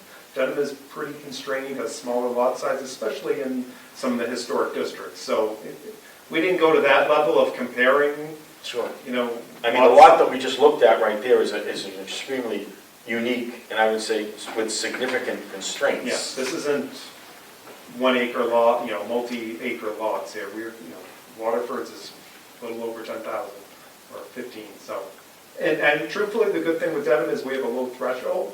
So any project that has 10 or more parking spaces triggers needing to meet the landscape regulations, which I think is a good thing. It means you have to come before the board and talk about, can you provide What more? you can and can't do. So, Mr. McGrail. So, you know, first off, I don't really want to impact residential property owners here.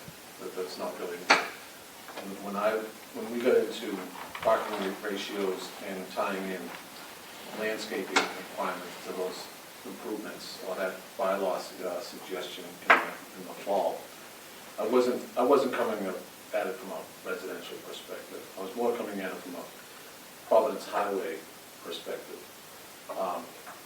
You know, that's just, there's a lot of concrete on Providence Highway, and there's not enough landscaping, from my perspective at least. And that's not anybody's fault. It's just that's the way it was many years ago, and, you know, there's been efforts been undertaken to address those things. There's plenty of examples of landscaping along that corridor, but, you know, from my perspective, it should look more like Route 9 in Chestnut Hill as opposed to Route 1 in Saugus type of thing.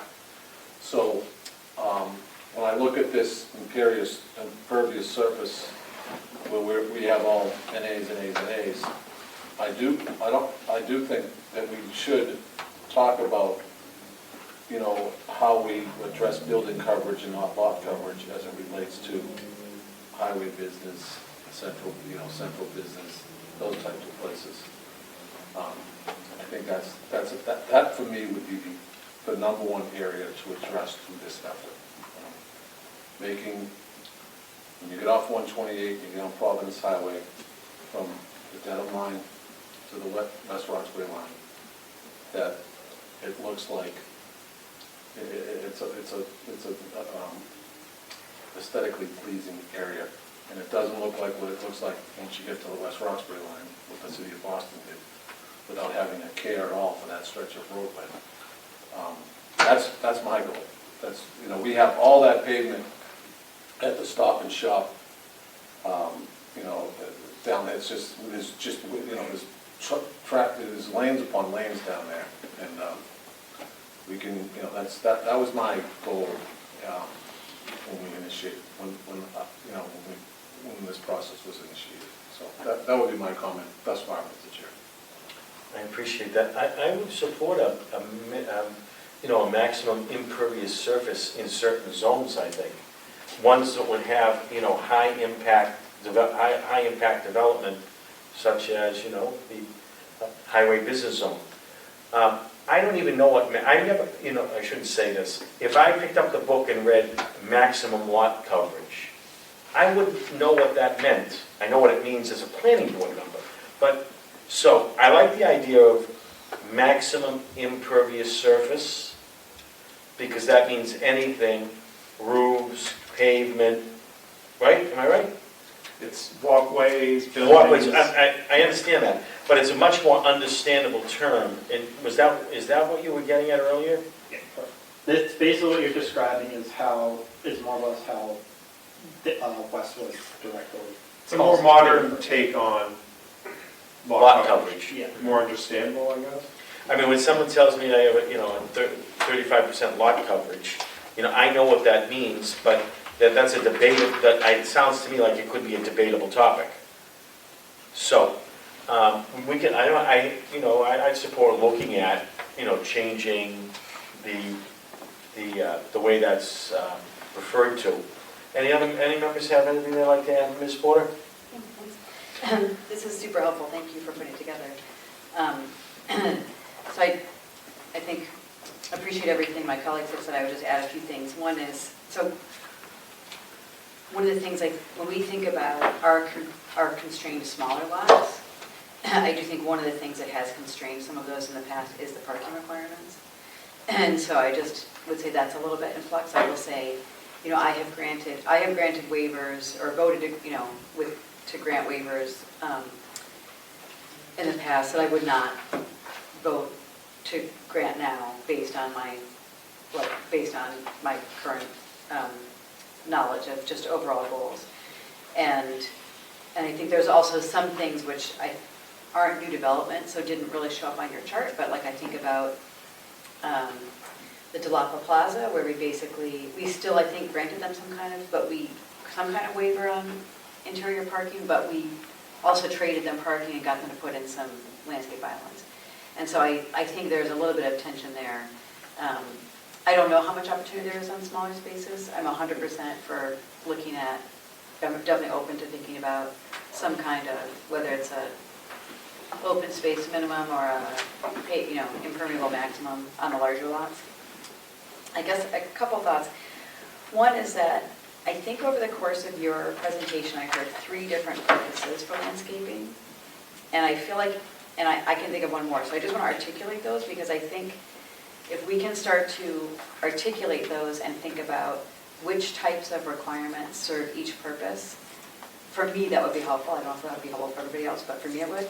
So I heard was screening, right? So we do definitely want to screen in some circumstances, particularly between commercial and residential. Beautification, right? Stormwater. And then the one I don't know that I heard mentioned, but that I think is really important is, I'm just going to lump it into one, but this kind of combination of like heat island effect, providing, mitigating heat island effect, providing shade, and trying to, to improve or maintain air quality. All right, so that's, I don't know if there's others, and it'd be, and I would encourage you as you go through that, if you see anything, just to flag it, but, I would be curious on the next round. I don't know if anyone has thought about that, but the reason I think that's important, I think that's important for a few reasons. One is that I will say, I don't think this really came up on ZBA, but certainly in my time on the planning board, there is nothing in our, like if we did only one thing, it would be to, in the bylaw, we should say what the purpose of landscaping is. Because it is really easy to waive interior landscaping when you don't know what the purpose is, right? And so I think if we could start to think about it that way, one of the reasons I think it'd be important or helpful is that, so when I look at for instance, some of the images that you have, look, I'm just going to take the Dior on Providence Highway with those bioretention swales. If we decided as a board, okay, let's just say we value all 4 of those categories, and one of them is stormwater, and in order to have effective bioretention swales, it requires a certain amount of square footage to do. Like, that would be useful, I feel like, for us to know, so that may be something that we want to build in either formally or informally, to know that, we're not just providing a buffer, it's not just beautification, but it's a big enough piece of buffer, right, that we could allow to actually capture some of those stormwater gains as well. So that would just be in the next thing, just to kind of have, if you just would have that, I think, in your head as a framework, to kind of think about, if we're thinking about some of these things, is there a particular, does that lead us in one way or another in terms of how we think about, like, dimensional requirements? Because the same thing when I think about kind of the heat island effect, or just general air quality, and also, or shade, right, and mitigating heat island. Like, having a bunch of little pockets of landscaping islands that get you to 15%, but don't actually give you, like, I'd rather have, I'd be willing personally to say like 10%, but it's going to be bigger chunks, and you can have a tree instead of, chunks, little islands of landscaping that are so small that you can't actually, it has very little environmental benefit.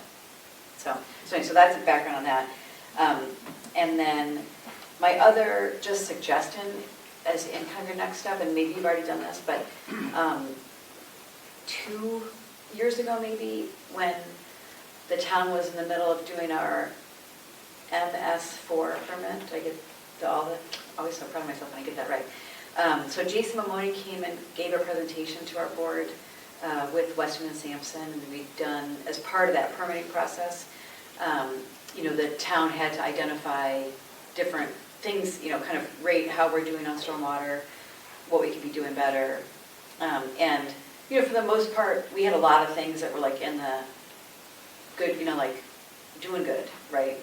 Not horrible, but could be better. But they came in with this report, which had several recommendations for stormwater for this board to consider. And I think it's just something with everything else we haven't, looked at. But that would be something I would be very curious about, because I think some of that is beyond kind of thinking about parking and landscaping requirements at a permit, like at a parcel level. But I think there'd be maybe some things that would be useful to feed back into this discussion, to see if we could build on that earlier work.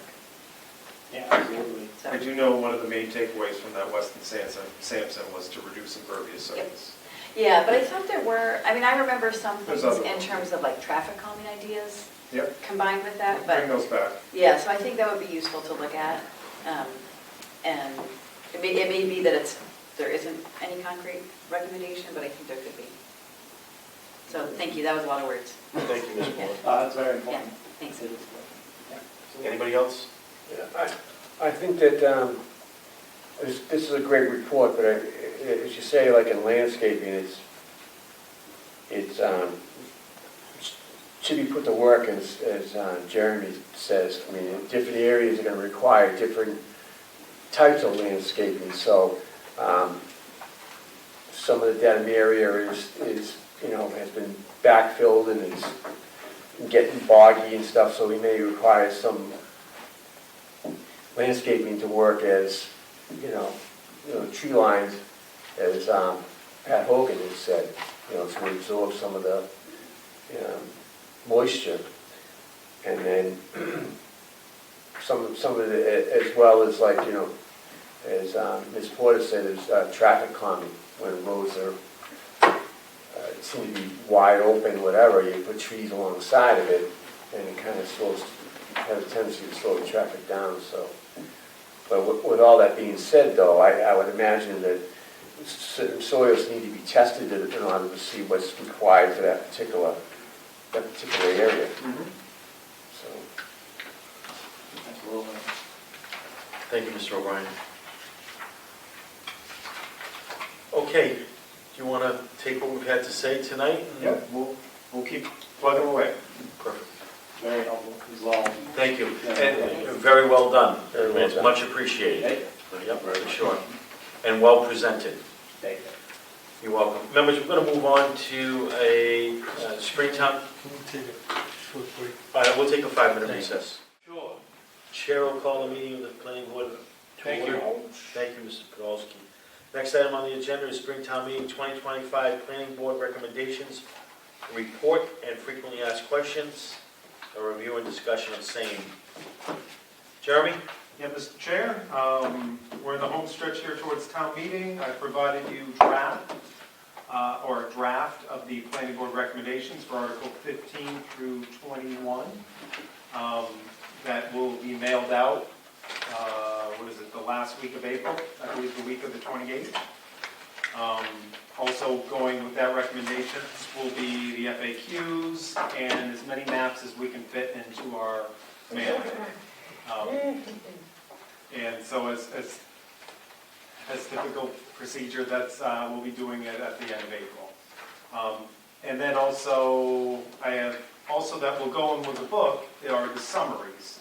I've also provided you draft summaries. Those are supposed to be quick, concise, easy to follow what the article is about. So if you haven't had a chance, I encourage you, if you have any changes, to get it to me by the end of the week. I'm going to get these to Nancy and Amanda as they're starting to put the book together, and they'll start putting this all together. So if you have any last things, changes, edits, let me know. Is the frequently asked questions in here? No, because I think I gave it in your packets on Friday. No, or I might have previously given it to you. I don't think I've seen it. Has anyone seen it? I don't recall seeing it. Well, I do at one point, but not for this Not in this meeting. package. Yeah. Okay, members, on the report from the planning board to town meeting, if everyone could carefully review that between now, over the next few days, and get any proposed edits to Jeremy, and if you I have to sign this, so if you copy me on that, I would appreciate it. Yep, so just, I reached out to Jerry about this earlier. I will do that and show you, but just so everybody knows, my suggestion for that, and then I'd also suggest it for this Article 15, is just to include a definition of an EDU in the upfront thing. So I'll forward it to you, I sent Jeremy a potential definition, but I just said, and we could edit it. An ADU or accessory dwelling unit is a secondary housing unit located on the same property as a primary residence, often referred to as a granny flat or in-law suite. I think something using a vernacular people. Sure. You have no problem incorporating, right? Nope. That? What's an ADU? Exactly. You never heard that? I actually certainly don't afford one. Yeah, Is that a Michigan thing or? but now it's, I mean, I think it's national. Okay, so everyone's going to take some time. Members, if you could, take some time with this. Email us, email Jeremy, and if you could take a look at the frequently asked questions, if you think there's anything missing or anything that needs to be clarified, please email. When do we intend to mail this on? April 28th? The week of the 28th, we will be mailing out a bunch of materials to folks. Okay. And this will also go, all these materials will be in the back of the town meeting warrant, the final one, and also posted on the town meeting webpage. Members, anybody have anything else they'd like to say about report and recommendations as well as the frequently asked questions? Okay, we're going to move on to the planning director update regarding ongoing and future development, potential grant opportunities, et cetera, and as well as the proposed timeline for continuing the master plan implementation review. Real quick, Mr. Chair, on the amended agenda, I have squeezed in between the planner update and the recommendations report, the request for the board to make a modification of their previous recommendation on the ADUs. if I can talk about that for a moment. Please, go ahead. And so before you today, you'll see this nicely formatted Article 15, and I'm happy to report that both the town moderator and town council, I've worked with both of them to be okay with presenting what the board talked about at the last meeting was a clean version of the ADU bylaw, and you know, I apologize, didn't want to deviate too much from how we did it, and thankfully to the board, looking to make sure that town meeting is not confused by strike-throughs, underlines, etc. We formatted what it would look like in the town meeting report. And it's really a clean version. All the edited versions will be in the back of the appendix. But however, the board does need to make an updated recommendation to reflect that. And if you'll see at the top, it says recommendation of the board. So we'll need a motion stated to that, to update, to modify your previous decision pursuant to this, if that makes sense. In what's being presented to us, does it refer to the appendix as well? Yes, and that's why we need to update the motion to refer the strike-through modified language in the appendix. And the language of the motion is the paragraph stated in the, would you suggest that we use that right out, Yes. right here? That it recommended that it be so voted with additional revisions approved by the planning board following We its got public it. hearings. Yeah. Okay. Anyone have any questions about the proposed format? No, thank you. Thank And I you. will say the town moderator is looking to see how town meeting feels about this, because it might be a commonplace thing. Planning board meeting again. Leading the way. I don't know. Jim, motion? If Motion. you would, if you could kindly read that. Motion, make a motion that it be so voted with additional revisions approved by the planning board following public hearings. The updated Article 15 presented at the April 9th planning board meeting. Mr. McGrail has a motion on the floor. Do I hear a second? Second. Second by Ms. Porter. Discussion on the motion? Hearing no discussion, all in favor? Aye. Thank you. That's four in the affirmative, one a no vote. Mr. O'Brien voting no. Thank you. We'll move on. Planning Director updates. Quickly, projects coming forward, the Hilton, which we've had a scoping session previously in the year, they'll likely be filing probably within a month or so, so just a heads up. That was for turning a Hilton into 150 units of a mixed-use horizontal project. And that's all that's circling the runway right now. Grant opportunities you have Yes. here? Can you pull those slides up, Tyson, please? So, it's the time of the year to think about some planning projects and to think about some grant opportunities through the state. And so I'm presenting 3 proposals for the board to hopefully consider and to coalesce around. We'd like to pursue one of these grants, which would be fully funded by the state. And so I just want to go through 3 options for the board, and hopefully I'm sure you'd love to support all of them, but we can't do them all. We need to submit one proposal, and these are due June 4th. So the first, and my preference, is a planning zoning study centered around Legacy and the Elm Street area. This is our preeminent growth area for the town of Dedham.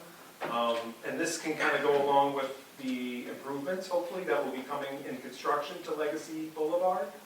I believe doing a study and potential taking a look at the zoning will definitely increase our chances of getting a construction grant from MassWorks for the design work that's currently funded by the state. And also, there's been a lot of potential inquiries at the Holiday Inn properties. Nothing's gone on there, but this is where folks want to be in the town of Dedham. This is out of the neighborhoods, and I think it's a good time to look at the zoning there, and is there more we can do? And I wanted to highlight Burlington has recently done a similar exercise. And I don't know if you're familiar with the town of Burlington, but centered around their Burlington Mall, that they took a look at that area, which is kind of similar, but has a number of underutilized properties, and they wanted to take a look at the zoning and see what more they could do to catalyze more development, which is actually in the same thing, adjacent to a highway and out of the neighborhoods. Second is to maybe take a bigger 10,000-foot view and do an economic growth strategy. This is the example here is the city of Newton did one with Camoin Associates, who did the DIF project for us.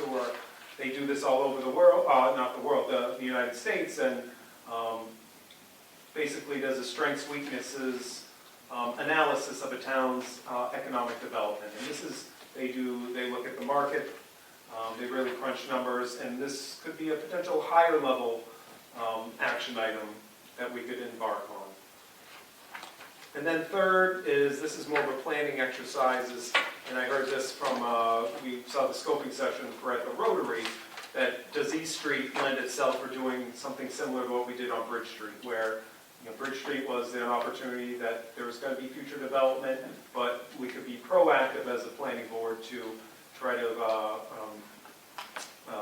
provide guidelines of what future development is going to look like that would meet the needs of the community. And so East Street could be a potential for that. A little more challenging, and when we know that traffic again is here as an issue. There are some underutilized properties, the Bach Ice Center, we have a empty former convalescent home that's been sitting. There's split lot issues along here that are probably some of the reasons of that, but at the same time there's traffic issues. So 3 options for the board to consider.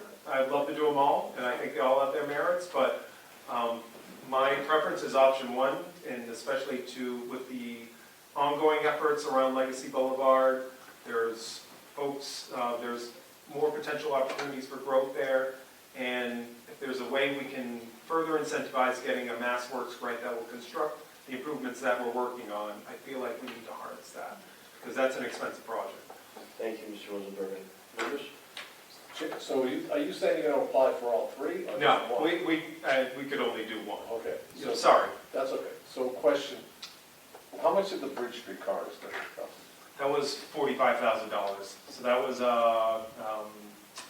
$10,000 from mitigation for 80 Bridge Street, which was Petrus Yellow projects, and then $35,000 from the town.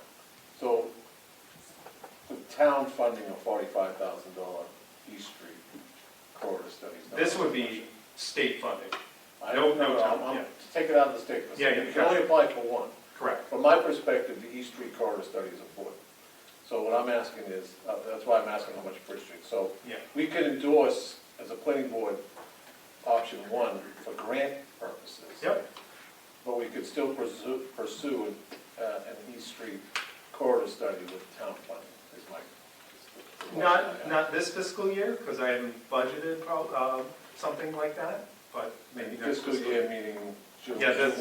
Coming up at town meeting, we're going to be discussing the departmental budget, and I've not budgeted for a study of that size. So I guess my suggestion would be on the go forward, if the board, I'm just be talking now, if we were to choose an option other than option 3, that we also commit at some point to funding an East Street corridor study. Because I think it's important, and it was, it was highlighted by that development behind the gas station there, and then that whole thing. You just mentioned the split lots, the ice rink, the convalescent home that's empty, blah, blah, blah. Bridge Street, I think, turned out very, very well, and we're starting to see the fruits of the labor, so to speak. We should probably, look, and they're not the same. Bridge Street is not East Street, so it's not necessarily what we did at Bridge Street, we'll do at East Street. But we should have that conversation with the community to figure out how we can best improve that corridor. I agree. That's my only comment, Mr. Chairman. Anyone else? Ms. Porter? Yeah, I think actually all 3 are really important. I like the idea of planning to do the East Street, trying to have that a goal of doing that as a town study. I would think that the legacy, doing the legacy in terms of the grant application, both helps further along any kind of MassWorks grant for that, but I also would imagine it's the most likely to get funded.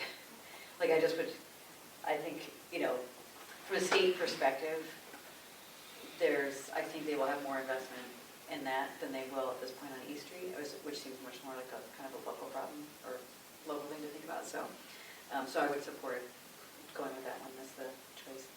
Choice 1? Choice 1. Anyone else? Same thought. Anything, Mr. Polston? I agree with Landon's recommendation. Thank you. Thinking about option 3, every special permit applicant, especially on mixed-use, mid-size to large mixed-use projects, have to show the town that the benefits outweigh the negative impacts. And benefits in the past have come in the form of doing things in town that not necessarily are specifically related to the project itself. There's no need, there's no requirement that the benefits provided are directly related to the project itself. So we have, I can imagine that, and we're just going to use the folks at Waterford as a simple example. I can imagine that there are going to be traffic concerns that the applicant is going to say that they have no ability to mitigate. And they will say that, if I were on their development team, that's a state-controlled roadway. They've looked at it for years on how they could improve it. Nothing that we're going to do for our 26 units plus a small restaurant is going to push the state to do anything more than what they've already said they would do, which was not much. But that doesn't mean they can't offset, quote, any perceived negative impacts, and that's the planning board's decision on whether they have negative impacts, to commit to funding some other purpose. And I'm just using them as a simple example, because we do have other large projects coming before us in the near future, that maybe those developers could be convinced that their project, you're not going to do anything, you're not going to do any off-site mitigation, then maybe you could do some off-site mitigation somewhere else in the form of a traffic study or a zoning study on East Street, for example. So I just want to let everyone, my thought is, Jim said we go town-wide, we got 10,000 from this developer, and we paid 35,000 out of pocket. Maybe there could be contributions toward this option 3, for an example, through the development community as part of their benefits package that they are required to present to us anyway. I will go along with I would go along with the recommendation of the planning director. Do you need that in a form of a motion? I don't, Mayor. You don't? I do not. But I will come back before we submit this to share a scope of work or submission that we're in May, what we've come up with. Designing Dedham 2035. I put together a memo as requested by the board to come up with a game plan of how we finish the implementation tables. So 3 options for the board. One Saturday to do all the chapters. 3 standalone planning board meetings in May, June, July, or some three meetings through the end of the year, or 7 regularly scheduled planning board meetings that we would piggyback on agenda through 2027. And the reason I bring these up, the first meeting we did through land use took a little over about an hour and a half. So we got 7 tables to go through, that's 9.5 hours. We're also going to have to review edits. So we're looking at about 9 hours of planning board time to get through these remaining ones. Member preferences? I have no interest in meeting on a Saturday, I'm telling you that. I couldn't do it anyway, so. Just Okay, possible. so Yeah, option to bang it out. In one day. I applaud you for providing the options. I mean, it's, Yeah. And I think it would be a great I don't bonding have a problem. experience. Love to Hanging do out it. with I don't have a problem. I'd love to do it Saturday. I'm not going to be here on Saturday. performing is another issue. I'd love to get it done in one I'm gonna have day. one day. Thing is, we won't. I don't think we'd ever talk to each other if we were forced to do it We have to stay in a room here for 9 hours. I think we could do it much faster on a Saturday. That's what I'm saying, I won't ever get done. I'll feed you. I think it's possible that land use will end up having taken the longest just because that's where we have the most expertise and some of the other, but I don't know. Yeah. We have housing, Well, what- economic development, transportation. So 7 regular meetings or 3 dedicated meetings? Which is it, folks? I vote for 3. 3 dedicated. 3. Okay. Tag it on to other meetings. You're okay with that, Jim? I don't have a choice, You don't? so it's not. I was being polite. I'm a team player, All right. but I'm not So- coming on Saturdays. Well, he's not talking, we're not I talking know about that, that. I'm just reiterating. All right, we're good. That's Don't it. bring that up again. No, Sundays, that's. Friday night. Has everyone had the opportunity to carefully review the meeting minutes of December 4, December 11, and January of 2024, and January 8th of 2025? Assuming so, does anyone have any recommended edits or comments? I do, Mr. Chair. Mr. Chairman, You're good? All right. All the trustees, let's let the record reflect that Mr. McGrail has another meeting and he's off and running. thank you very much. See you. I did what I could, Jim. You did a good job. Tyson, now's your chance. See you, Si. Oh, you can exit stage left. Thank you. Mr. Podolsky, Thank you. I found one typo in the minutes of December 11th. On page 8, what I'm referred to as John Podolsky, John Rose, whatever his name is. Mrs. Cavendish. Unless my cousin was here. In that one, also, Jay O'Brien is referred to as John O'Brien on page 8 there. Really? I didn't miss that. It's right above John Podolsky. Oh. I He have, was so disturbed by my wrong. that- John Porter, did we? no, you didn't. No. I have a couple others on that. Okay, Mr. Podolsky, you done? Yes. All right, Ms. Porter? Also on December 11th, Alan Morteo is repeatedly referred to as Alan Mateo. Who's Alan Morteo, first of all? Well, It's Al. It's Alessandro. yeah, so we need to fix Al Morteo. Al throughout. And then I do want this to be on the record, right, and on page 5 of that one, and this is talking about the East Street thing, so kind of the fourth paragraph from the bottom, acting chair Porter. One of the points I made there, which I think didn't get across, that did not get across in the minutes, was that I asked the applicant to consider what would be the ideal project regardless of what the zoning required. So just to think about what was the project that the space would best be used for, and if they were going to come back to have that conversation as opposed to trying to shoehorn something in based on the an awkward space and existing zoning. So I just wanted that to be reflected properly. We can put that in. Thank you. And if that's it, I would make a motion that... Well, let me ask, if there's anyone, Trying to keep us moving. right, does anyone have any additional comments Which, on December 4 and December 11 and January? As of right now, we only have December 11. I'm in January 22nd. I'm going to get to it. So, Oh, I'm sorry, and January 22nd. so you're going all of January 8th. We also have Alan Mateo present, as opposed to Al Mateo. So we fixed December 11th, we fixed January 8th, December 4th is okay as presented, and how about January 22nd? Anyone? Yes, John. Sir? Page 7. 2, 3, 4. Fifth paragraph, last sentence. Mr. Danubio stated the runoff conditions of the property are magnanimously better now than they were. I don't think he said that. Who?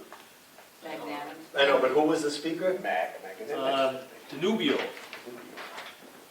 I just say strike magnanimously. I've never heard that before, better now. Well, I use it often. With Gus. Also in that, I think throughout that file, Mr. Finland is referred to as Mr. Finland, the country.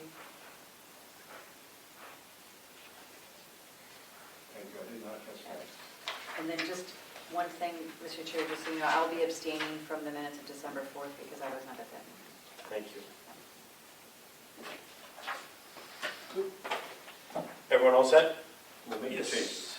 Okay, I'm going to seek a motion to approve the minutes as amended of December 11th. Oh, which date were you abstaining from? December 4th, which has not been amended. Okay.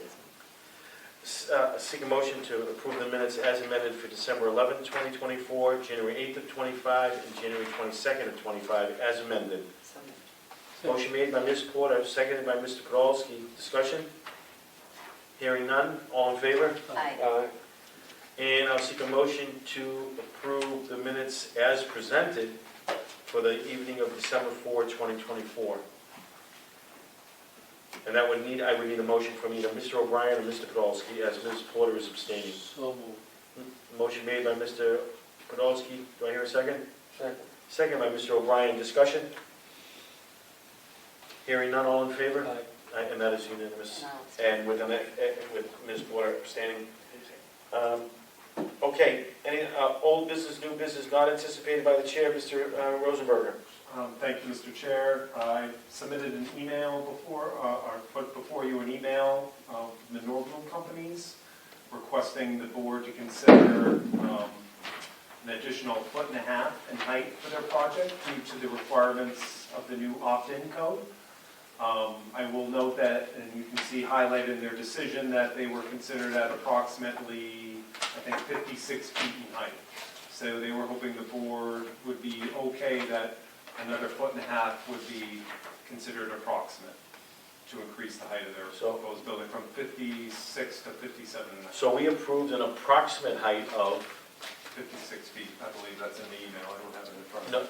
and they're asking for, A 1.5 feet to go. they're wondering if 57.5. approximate equal, is a 1.5 feet higher, falls within the definition of, our definition of approximate. Is everyone happy with the way that was, is everyone satisfied that new proposed height is within the reasonability of the word approximate? I'm fine with that. I'm fine with that. Anyone else? Sorry, Go ahead. This is because of the solar panels on the roof. They're calling it the requirements of passive. You told town meeting would have no effect on construction. I think we're finding out It's otherwise. disgraceful, absolutely disgraceful. People didn't know what they were talking about. I'm good with that. Good with it. I'll seek a motion to acknowledge that the word approximate applies to the increase of 1.5 feet. Thank you, John. I'll move that. 1.5 feet, that's it. Exactly. It's already a high building. Yeah. An increase of an additional 1.5 feet from what was originally stated in the certificate of action. Ms. Porter seconded that. Mike Podolsky moved it. Any discussion? Hearing none, all in favor? Aye. Sir, oh, I'm sorry. Oh, just quick for. Go ahead. Why don't you come up new and get business yourself set up? Why don't you get set up? Just, Yeah, I'd like him to get set up. yeah, based on the discussion today with the Waterford people, and then also thinking about, I think we had a similar discussion with the Mosley's project.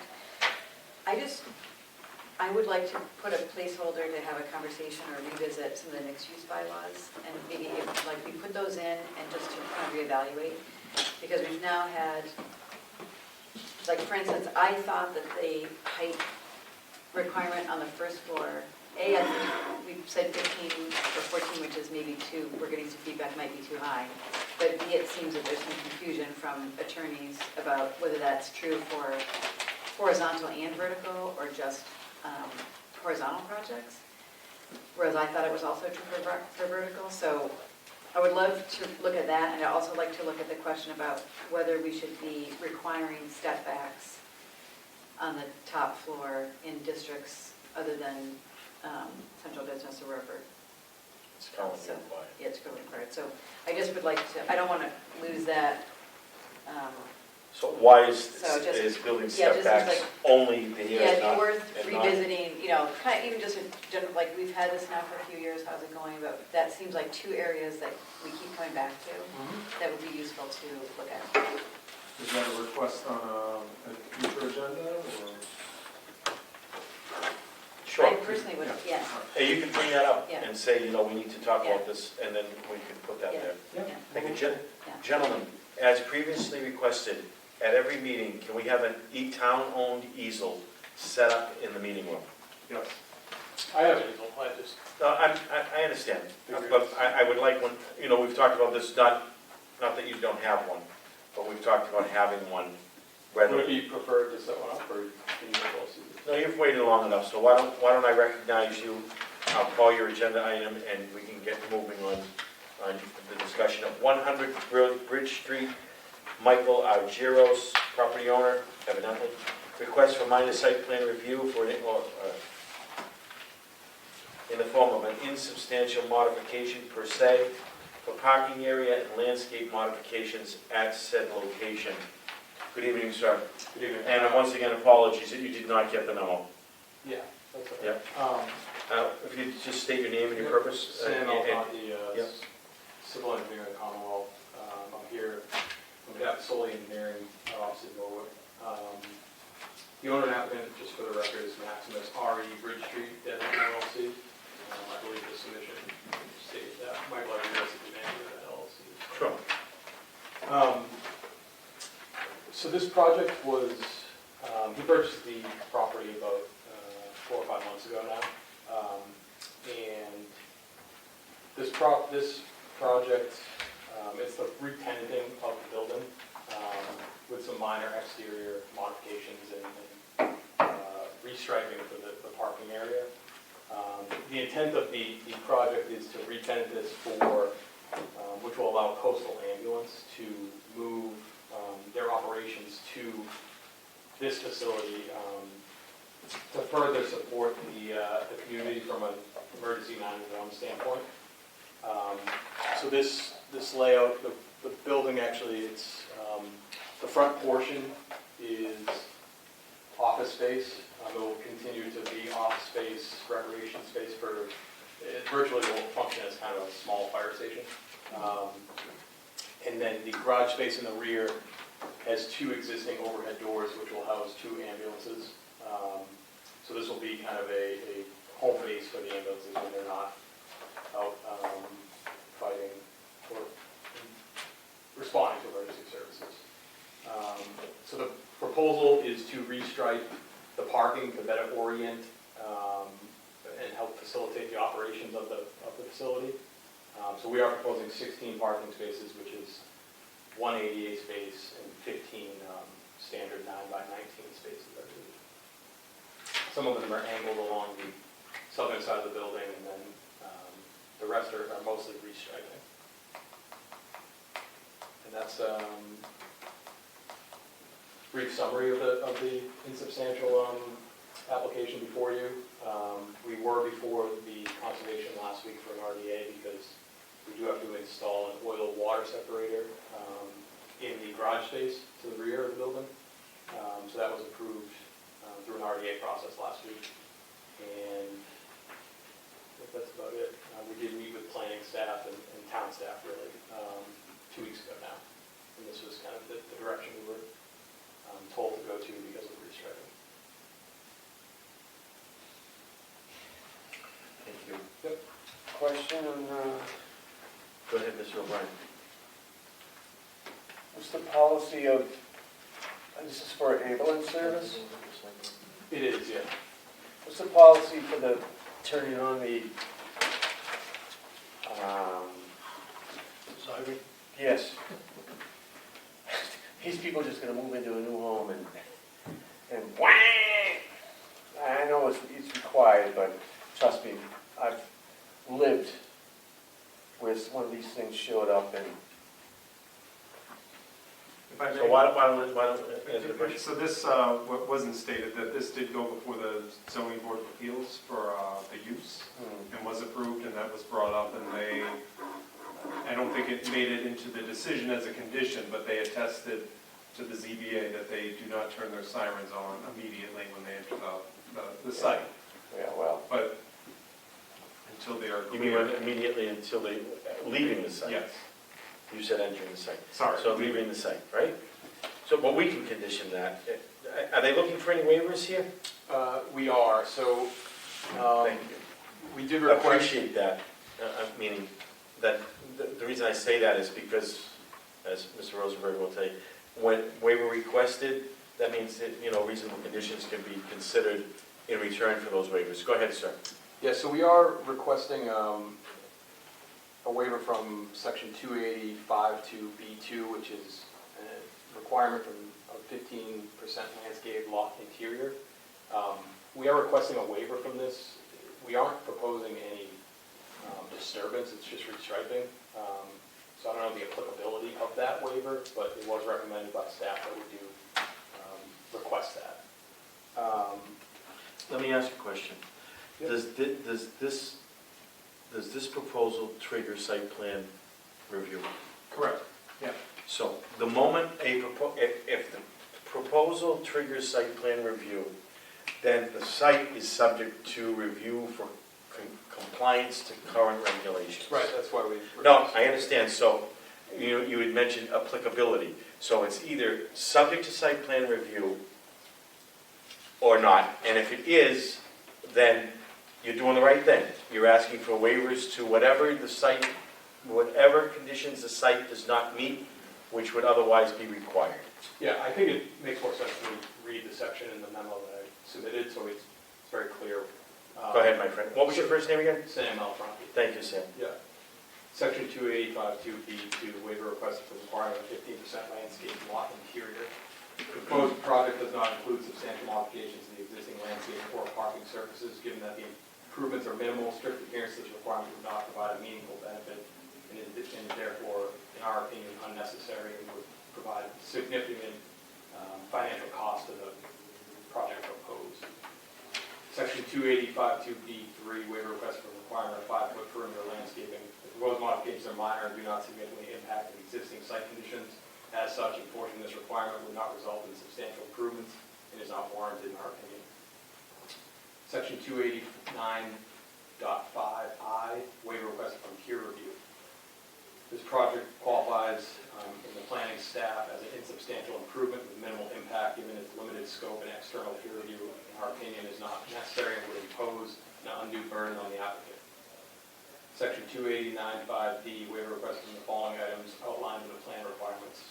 8, topography existing and proposed with 2-foot contours grading. The project does not propose any grading or elevation changes, therefore the existing topography remains unchanged, making the inclusion of topographic contours unnecessary. Existing spot elevations are shown throughout the plan.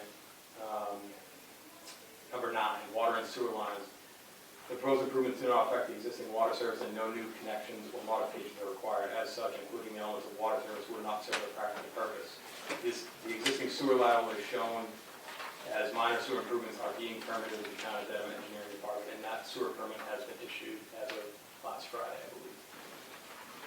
Dumpster and snow storage areas. The project does not involve modifications of the site's waste management or snow storage arrangement. Existing provisions for these elements will remain unchanged, and the depiction on the plan, in our opinion, is not necessary.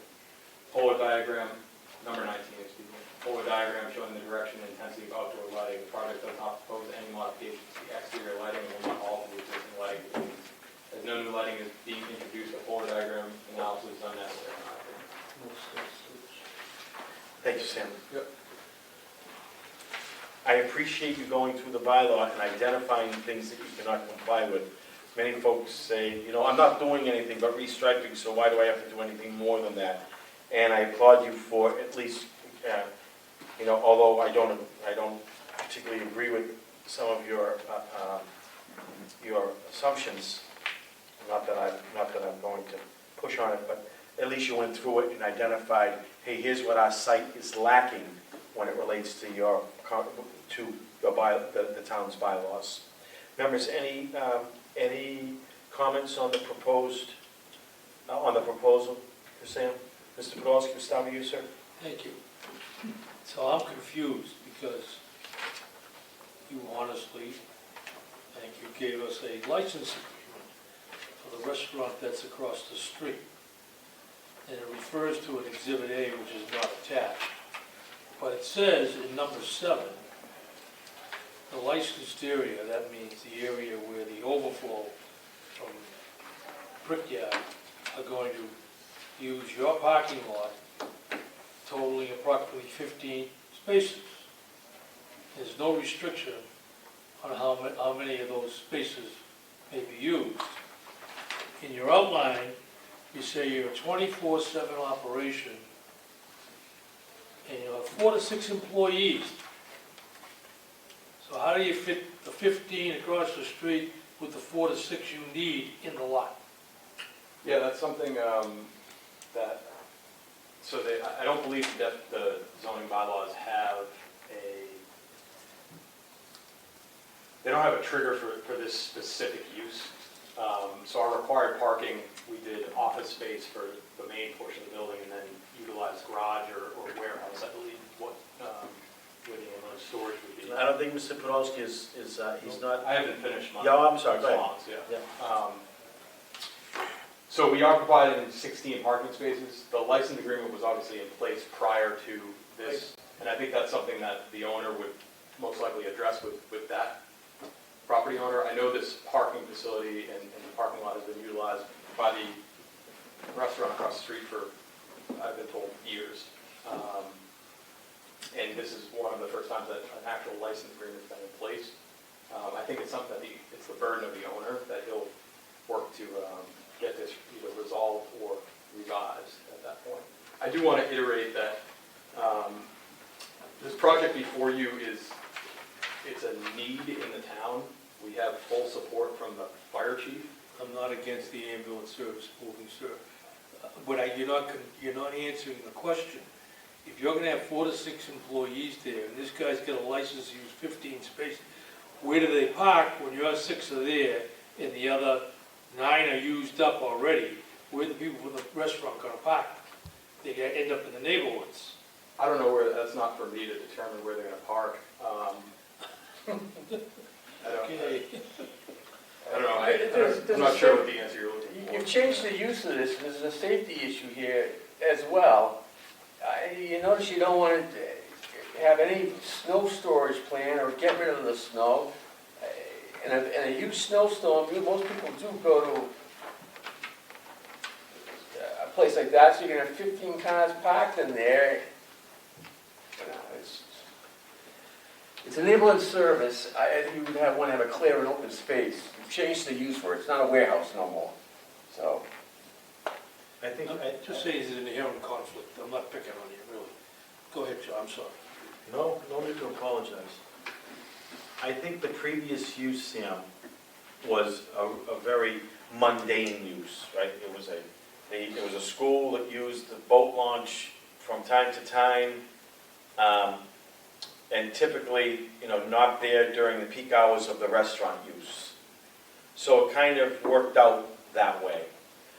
But an ambulance, like you said earlier, they'll be going in and out, is a 24-hour operation.